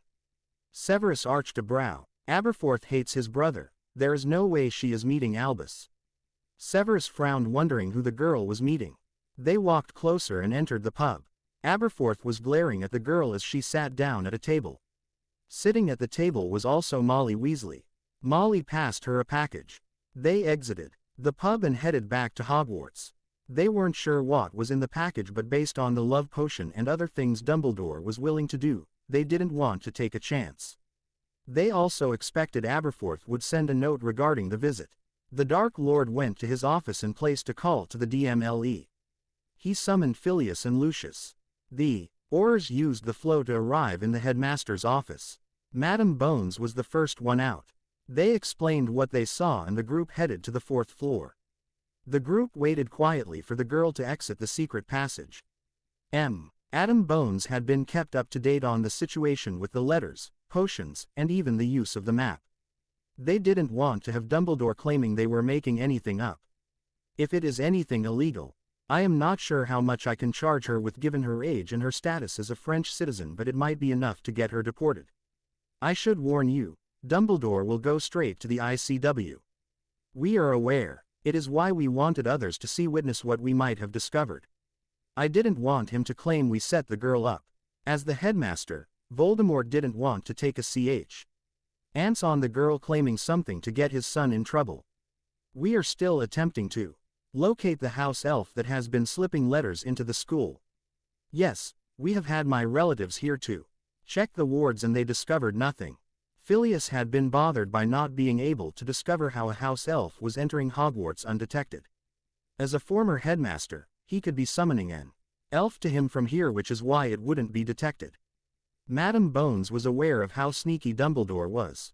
They had discovered a lot of his hidden secrets when he ran shortly after attempting to claim Voldemort was deceased and had killed the Potters. Voldemort had shown up in Diagon Alley 2 days later. The battle between the two men had been witnessed by many, with the news story leaking out that Voldemort hadn't killed the Potters, Pettigrew had, and Dumbledore ran from the battle and the country when he had apparated to Hogwarts only to discover it had been taken over by the Death Eaters and the Ministry. He could do that. Severus hadn't been aware of that aspect. It hadn't been in anything they had read. Technically, he could, since he was never officially removed as headmaster in the ceremony because he wasn't present. Hogwarts never accepted him as headmaster because you were able to take the position. We discovered the wards had been ruined by his attempts to control Hogwarts. So who knows what it might have done to the connection to the House Elves. Madame Bones was still clearing up some of Dumbledore's mess because the man had buried everything. I can have someone from the Dom come and check if you wish. We would appreciate it. Voldemort was wondering what other surprises Dumbledore had in store for them. I will put in the request tomorrow morning. Madame Bones would see if Rookwood would be available. He was a Death Eater and used to dealing with Voldemort more than she was. She didn't hate the man, but she wasn't a follower either. She was thankful that Voldemort wasn't the person that Dumbledore had pushed for years. Voldemort didn't kill Muggles or Half-Bloods. The Ministry wasn't filled with Death Eaters, nor were there laws that promoted the separation of classes. She was surprised at the laws that were passed that included equal rights for creatures, stronger punishments for breaking the statute of secrecy, and the destruction of Azkaban as a prison. It was now a research facility for the Dom. Thank you, Amelia. Voldemort wanted to keep Dumbledore out as well as keep his son safe from the deranged clown. They heard Ginny coming toward the entrance. They waited as she opened the door. She stepped into the hall and froze as she saw the group waiting for her. Before she could do anything, her hands were in cuffs. Miss Weasley, I am Amelia Bones, head of the Department of Magical Law Enforcement. You were observed obtaining a package from someone in Hog's Head Pub in Hogsmeade. Do you wish to declare the package you obtain, or do we need to search you? Quote, I haven't done anything. Ginny started to pull at the cuffs to see if she could break them. You need to let me go. I haven't done anything. Search her. Madam Bones wanted to roll her eyes. Why couldn't they make it easier for themselves? One of the Aurors stepped forward and started casting. A thin piece of paper emerged from the end of his wand. The Auror read the paper. A package is in her front pocket. Her wand is in her back pocket, and there is a second wand with a charm to hide it from view on her left arm with a wand holder. Do you have anything to say? Madam Bones wondered what spells they would discover on the second wand. You can't do this. I am a student here only. Ginny started to back away but was stopped by one of the Aurors. He forced her back so that she was standing in front of Madam Bones. Yes, we are aware. Madam Bones reached forward and lifted the left sleeve of Ginny's blouse. Roberts, do the prior incantato on each wand. Yes, ma'am. Roberts stepped forward. Ginny tried to move backward and away from him, but the other Auror holding her left arm stopped her. He removed the two wands. He laid them down on the floor. Prior incantato. As he waved his wand over the wand, he removed it from Ginny's back pocket. He handed the results to Madam Bones. Alohomora aberto spongify, Alohomora spongify, aberto aberto aberto aberto aberto. Madam Bones passed the list to Voldemort. First year spells. He handed the list to Phileas. Phileas reviewed the list. Yes, I agree. I taught aberto in the last charm class. The second wand. Roberts waved his wand as he said, prior incantato, over the second wand. Homunculus Nicholas Peveril, Avansagim Nicholas Peveril Confundus Ronald Weasley. Illegibilis Ilgilbliss, Ilgilbliss. Confundus Ronald Weasley. Homunculus Nicholas Peveril Ilgilbliss, Ilgilbliss. Roberts handed the results to Madam Bones. She read down the list before passing it to Voldemort. Voldemort looked at the list but didn't want to explain that Ron had been handled already by a trip to Gringotts. He would wait until the girl was not present. As of now, Miss Weasley, consider yourself expelled. If you are not charged with any crimes, you will still not be welcomed back at Hogwarts. The package now. Madam Bones indicated for Roberts to remove the package. Roberts removed the package and laid it down on the floor. Ginny tried to prevent it but wasn't able, as the Auror holding her arm was expecting it and prevented her from moving, using his body to block her from moving away. It was a brown paper wrapped package tied with string. The string was easy to break with his hands and he opened the package. There were some red yard jerseys. He lifted the jerseys and there were 5 potion vials. He stood up. Professor Snape. Severus stepped forward. He looked at the vials before he did anything else. He bent down to look at the vials. The color on the 2 left ones indicate they GHTB for side effects for a girl's menstruation time. The other 3, however, are mild love potion designed to be given slowly over a period of time. It is designed to build a slow devotion over ime to the object of the potion from the one who adds their blood to the potion. Severus stood up. I can't confirm what is in the vials until I get back in my lab. I am sure you could provide 2 Aurors as witnesses. I can. Roberts. Thornton, you remain here with Professor Snape for his results. Jenkins, escort Miss Weasley to the ministry. I will be there shortly.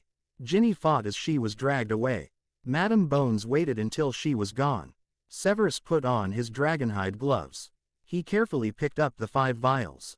Severus nodded quickly to his lord before heading to his lab.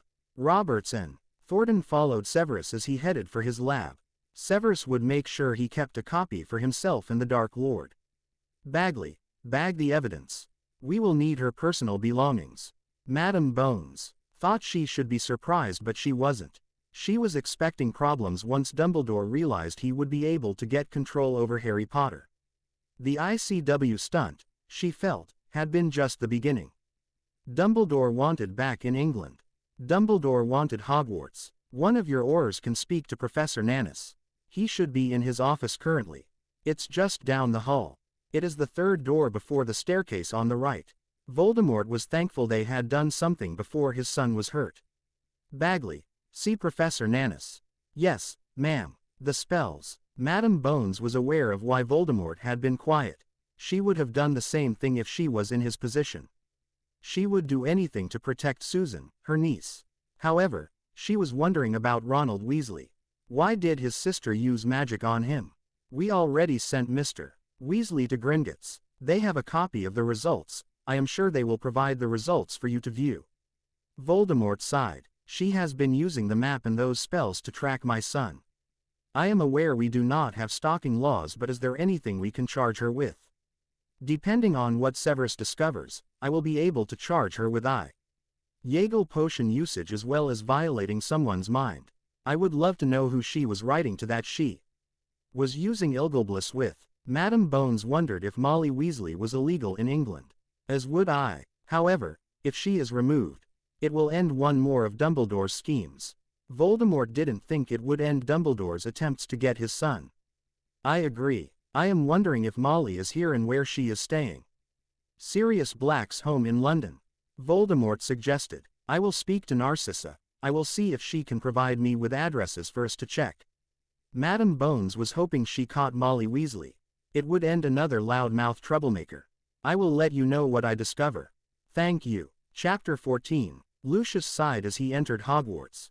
How one man could create such problems was beyond him. They were petty problems and easy to handle but very annoying. They were problems that at times showed how cunning the man was, yet other times how stupid and naive he was. This latest issue wasn't a sign of either, and he had wondered if Dumbledore was even aware of what Molly and Ginny Weasley had attempted to do. The portkey and house elves screamed Dumbledore's planning. The Aurors had attempted to locate Molly Weasley, but the woman was back in Paris before they could speak to Narcissa about the townhouse. They concluded that Molly had to have used an illegal portkey and issued a warning to the Paris Ministry of Magic regarding her travel to the United Kingdom.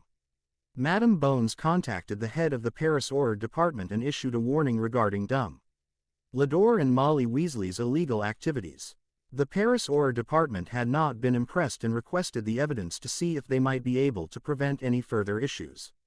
They might not be able to charge them as they were still listed as United Kingdom citizens, but they might be able to deport them. Ginny Weasley was a bit of a different story. Technically, she didn't brew the potions, as it was clear her magical signature wasn't on the vials. She did want to use them but hadn't had a chance as of yet. Her age was another factor. They had spoken to her great-aunt. Her great-aunt expressed a great deal of concern regarding the Weasley children.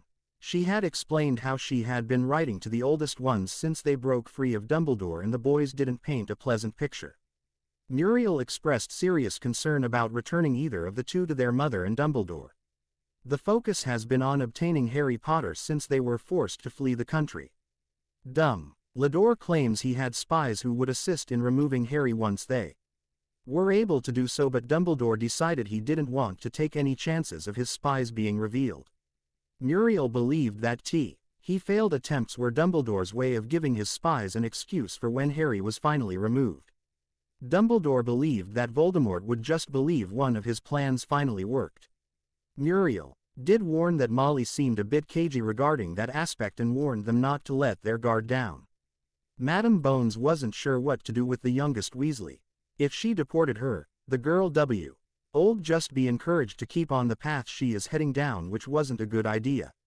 If she remained, Madame Bones was afraid that Molly and Dumbledore would be encouraged to continue with their attempts using love potions and compulsions. Lucius headed up to the Dark Lord's office. He passed some goblins as well as members of the Dom. They were checking the different wards as well as any type of binds on the house elves.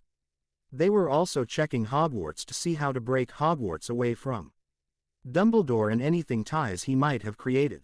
Lucius wondered if they could bill Dumbledore for the extra expenses because of his stupidity. He would have to ask the goblins. Lucius wasn't surprised to find the Dark Lord's door opened. Unlike Dumbledore, the Dark Lord didn't care to appear all-knowing or mysterious. Severus was already sitting in front of the Dark Lord's desk. "Tea before we start, please, my lord, it has been a bit of a long day." Lucius sat on the chair next to Severus as the Dark Lord signaled for tea. "How were classes?" "I believe the best word is peaceful. Since Ronald Weasley has started to revamp his attitude in his sister's absence, the students could focus on what was required of them. There were a variety of rumors as to why she was missing, but everyone was glad she was gone." Once tea was served, the Dark Lord handed Lucius some parchment. Rookwo, OD and Ironclaw discovered that Dumbledore had created a minor hole in the wards behind the kitchen for him to use to summon a house elf. It has been fixed. We didn't notice it because he had added it to the wards that he had shifted to permit Lupin to attend.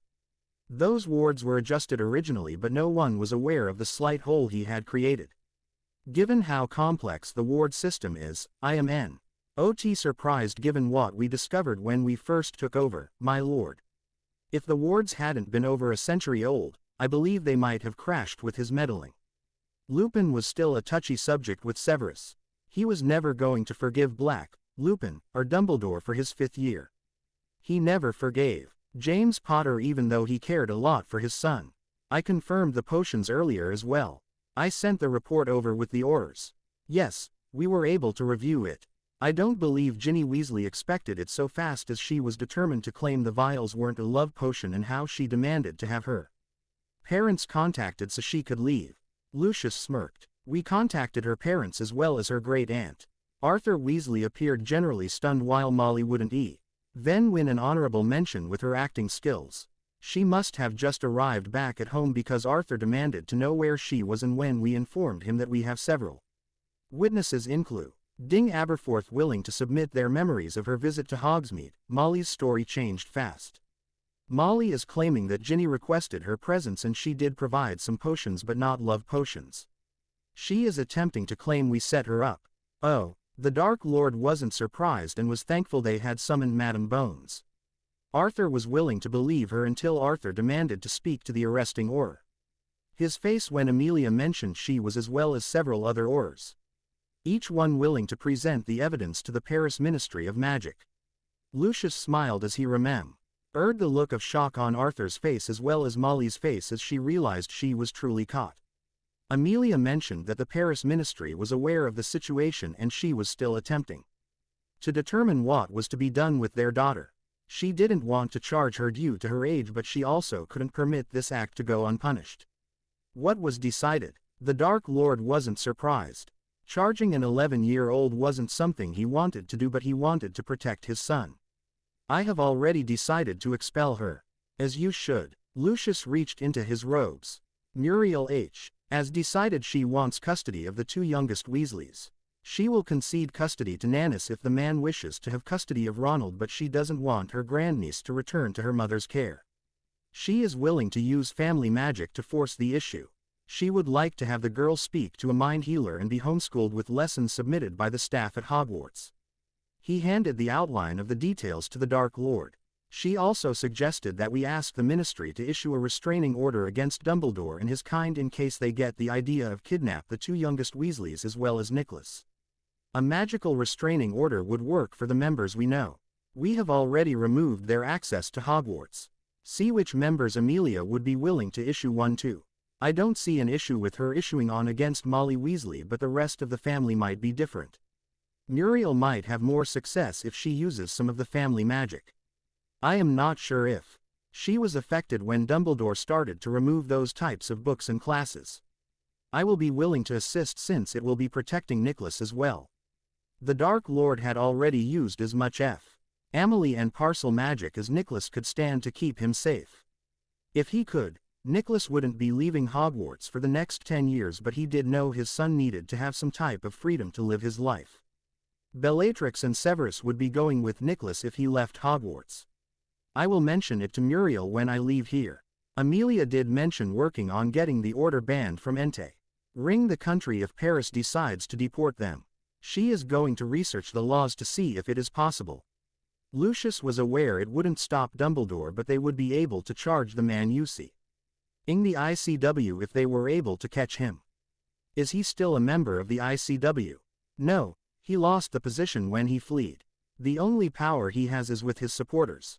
He did attempt to keep his seat on the ICW but without a base of operation.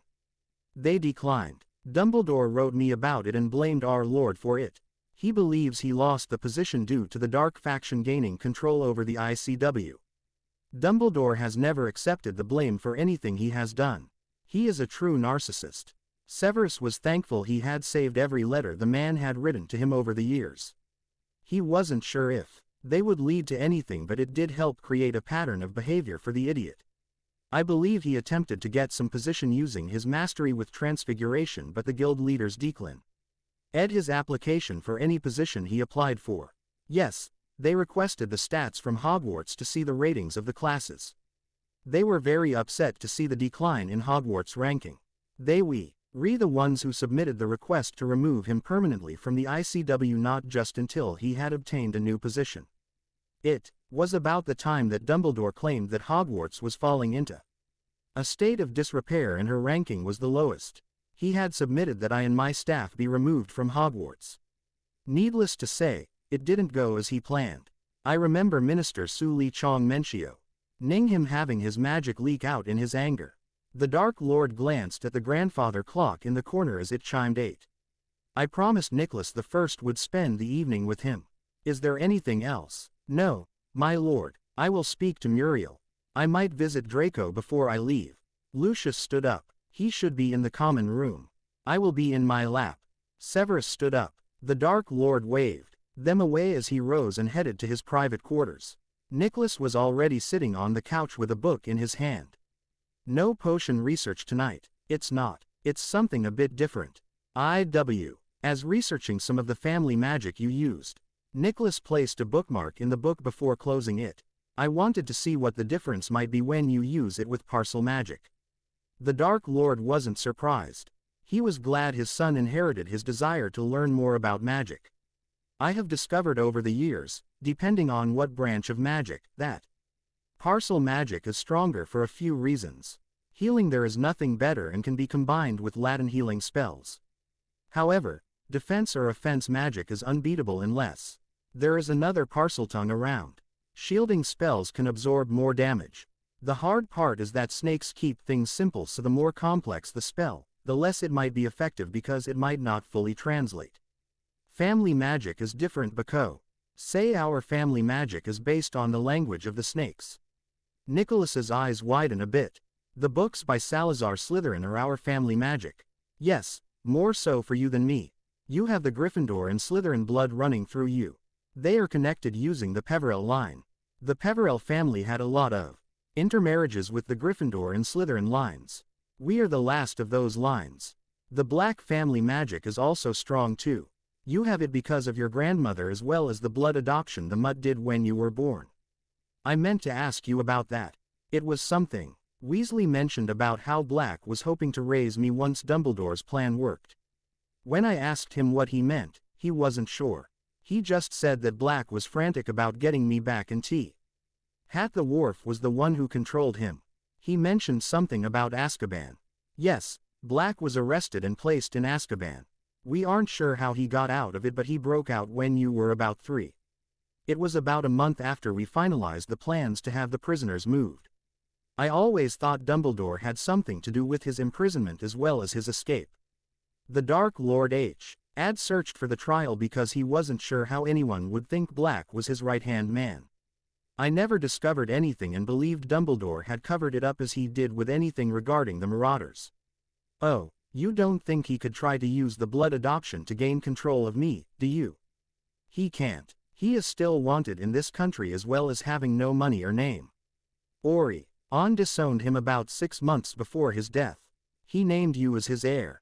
An idea did occur to the Dark Lord and he was going to make sure Dumbledore couldn't try and do it. Dumbledore might Saint a family meeting in the hopes of pleading Sirius Black's case and requesting acceptance back into the family. Dumbledore or Black haven't written to you, have they? I would tell you if they did. Nicholas laughed. Dad, relax. Trust me, I wouldn't put anything past them and would alert you, Severus, Lucius, and anyone as soon as I saw anything from Dumbledore and his clowns. Good. Let's or get Dumbledore and play a game of chess. I might let you win this time. You never let me win, and when I do win, you claim you let me. Nicholas laughed. Chapter 15. Nicholas was a bit surprised to see Ronald Weasley in Hogwarts. Ronald held up his hands. I needed to warn you. I slipped away from my aunt's house with her permission. My sister doesn't know. I came with a warning from my aunt. I need to speak to your father. Come. He is in his office. Nicholas headed up to his father's office. Weasley looked nervous but at the same time calm. Bad. Weasley sighed. I am not sure. I mean, it's Dumbledore and he doesn't exactly provide the complete details of his plans. My sister and mother have been hounding my aunt and me. I have been sending letters after Professor Snape reviewed them. So I am not sure what this would mean. I am sure my father and his advisors can figure it out. Nicholas wished the old fool would give up his plans or die. He preferred death since it would end the quest for control over Harry Potter and his plans to reclaim the magical world of the United Kingdom. They should be in his office. I was heading down to the dungeons. Could you tell Draco T. Thank you for the suggestions on potion books. They have been a huge help. I will. They walked the rest of the way in silence. The gargoyle moved aside as they approached. Come in, Nicholas. They heard. Nicholas indicated for Weasley to go before him. Weasley headed up the stairs with Nicholas behind him. Ronald, he has something important to tell you, Dad. Nicholas summoned an elf and asked for tea. Yes, I escaped my aunt's house with her consent. My mother, Dumbledore, and my sister have decided to visit my aunt. Well, they aren't at the house but have been in the flow for hours. THEY are trying to void Ginny's removal from Hogwarts as they call it. They are trying to find someone to take the case. Dumbledore is using the excuse of my sister not being charged. My mother and he ECIDED that since she wasn't charged by Madame Bones it meant that she didn't have enough evidence and it would show it was a setup.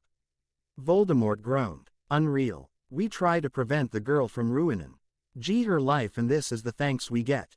Nicholas and Weasley snorted. Voldemort glared at his son but lessened as he started to snicker as well. Sorry, Dad, but only we would have this issue.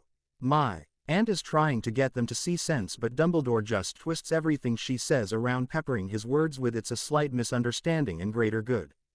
His favorite lines. Nicholas shook his head. His books are filled with a greater good and how things are always a slight misunderstanding, especially when he tries to explain how he left the United Kingdom. Yeah, my brother's Avenue sent me some books from Egypt and Romania. It's been an eye-opener.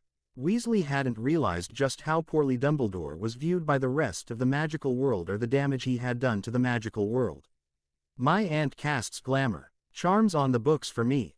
You are welcome to use the library here. I am sure Nicholas and Draco have books they could suggest. Voldemort ignored the look of shock his son was giving him. Nicholas didn't mind helping Weasley but they weren't friends. Thank you for the information. I will have Lucius and Amelia look into the situation. Please let your aunt know I appreciate that. Warning. I will. Weasley looked a bit uneasy but decided to swallow his fear. Would it be possible for me to go and see if Professor Nanus is here? He is. I am sure he wouldn't mind a visit. Nicholas arched a brow at his father but didn't say a word. Weasley said bye and left. After he left, Nicholas sat down in the chair closest to his father's desk. Visit Professor Nanus. Yes, I believe young Mr. Weasley is looking to escape his family and seeking help from him. Explains a lot. What do you want to do about the annoyances? I am not sure what we can do. Hey aren't here but we can prevent as much as possible. You still have the portkeys and other items on you. Voldemort had updated the portkeys and potions his son carried on him last month. Severus and Lucius always checked on the wards and other areas of Hogwarts monthly. Yes, Severus almost stormed to his quarters. Dumbledore and his games. What was the man attempting to plan now? Why was he so focused on using Ginny Weasley? Perhaps they needed to see if there was a fake marriage contract on file. It wouldn't be at Gringotts since they would know it was fake. Dumbledore would file it at the French ministry. Lucius would need to speak to Amelia. He made a mental note to speak to Lucius and the Dark Lord. You know the students aren't here to be intimidated by your stalking toward your quarters. Severus almost jumped. Nicholas, where did you come from? Nicholas had some parchment and a self-inking quill in his hands. Nicholas laughed a bit. I have been exploring tunnels that Salazar Slytherin crafted using parcel magic. I figured it would give me ways to escape the Weasley shit if I needed to. What tunnels? I never knew there were tunnels down here. They weren't on the Marauder's map. No, they won't be. You need to be a speaker to use them. Want to explore with me? Nicholas showed Severus the map he was creating. I used the basic Marauder's map. I was heading down here when Weasley arrived earlier. I am going to assume he is still here. No, he left about an hour ago. He was worried about how long his aunt could cover for him.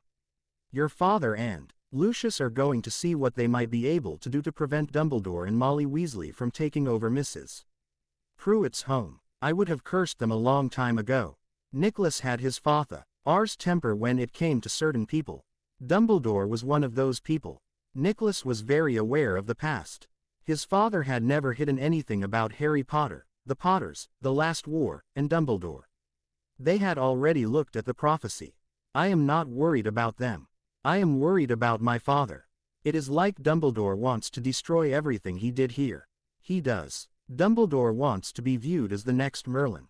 His defeat by your father derailed his plan. He needs you, or rather Harry Potter, to get them back on track. Severus looked at his door. Join me and I will explain. 10 minutes later, got settled and some tea. Now, I am aware you know of Dumbledore's defeat with Grindelwald, but what was never mentioned is how popular he became and how he loved everyone turning to him for advice. The former headmaster Dippet was able to provide a lot of insight into how Dumbledore built his grandfather image, and as he moved into the political area, Dumbledore loved the idea of influencing more and more people. Since he influenced so many students and those students entered into the ministry and other areas, Dumbledore used those connections to learn or control different areas of our world. You mean like with the Aurors being Order members? Yes, just like he controlled who taught here, what was taught, as well as removing anything he didn't care for. He was dumbing down our magical world so he could maintain the view of being the most powerful. It wasn't until after he left for France that it was discovered his true relationship with Gellert Grindelwald. And where the saying "for the greater good" came from. Nicholas thought for several seconds. I never asked this, but I have always wondered, do you think my parents were set up? I mean, I know that Pettigrew betrayed them, but do you think Dumbledore set it up? Why else would Pettigrew hide at the Weasleys until they left? Severus put his cup of tea down on the table. To be honest, I have wondered it myself. I am sure your father has too. It wasn't something we spoke about, but without evidence, it would be hard to convince Dumbledore's followers of the truth. It was just very strange that the Potters would leave Potter Manor and settle in Dumbledore's old village. It is also strange that he placed you with your aunt so fast. Why was Hagrid there? Why did Sirius Black hand you over to him? Why encourage Black to go after Pettigrew? There are a lot of unanswered questions, and we might never get the answers. I guess we might never know, but it is very strange. Why did he wait until my first year at Hogwarts to act? I think it was because he could guarantee where you were. He was looking before, but he just never selected to believe the truth. He still has this image of your father being a crazed, curse-wielding psychopath. Severus was very glad those days were over. He wasn't sure what caused the change to the Dark Lord, but he was thankful those days were over. You have read the history books. Despite Dumbledore's claims, the war was equally violent on each side. Mad-Eye Moody was a prime example of one of the scariest and deadliest duelers in the Aurors Corps at the time.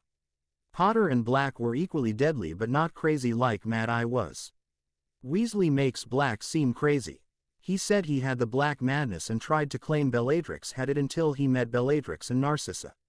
Weasley mentioned Dumbledore got Black out of Azkaban before the Dementors were disbanded. How did he get him out?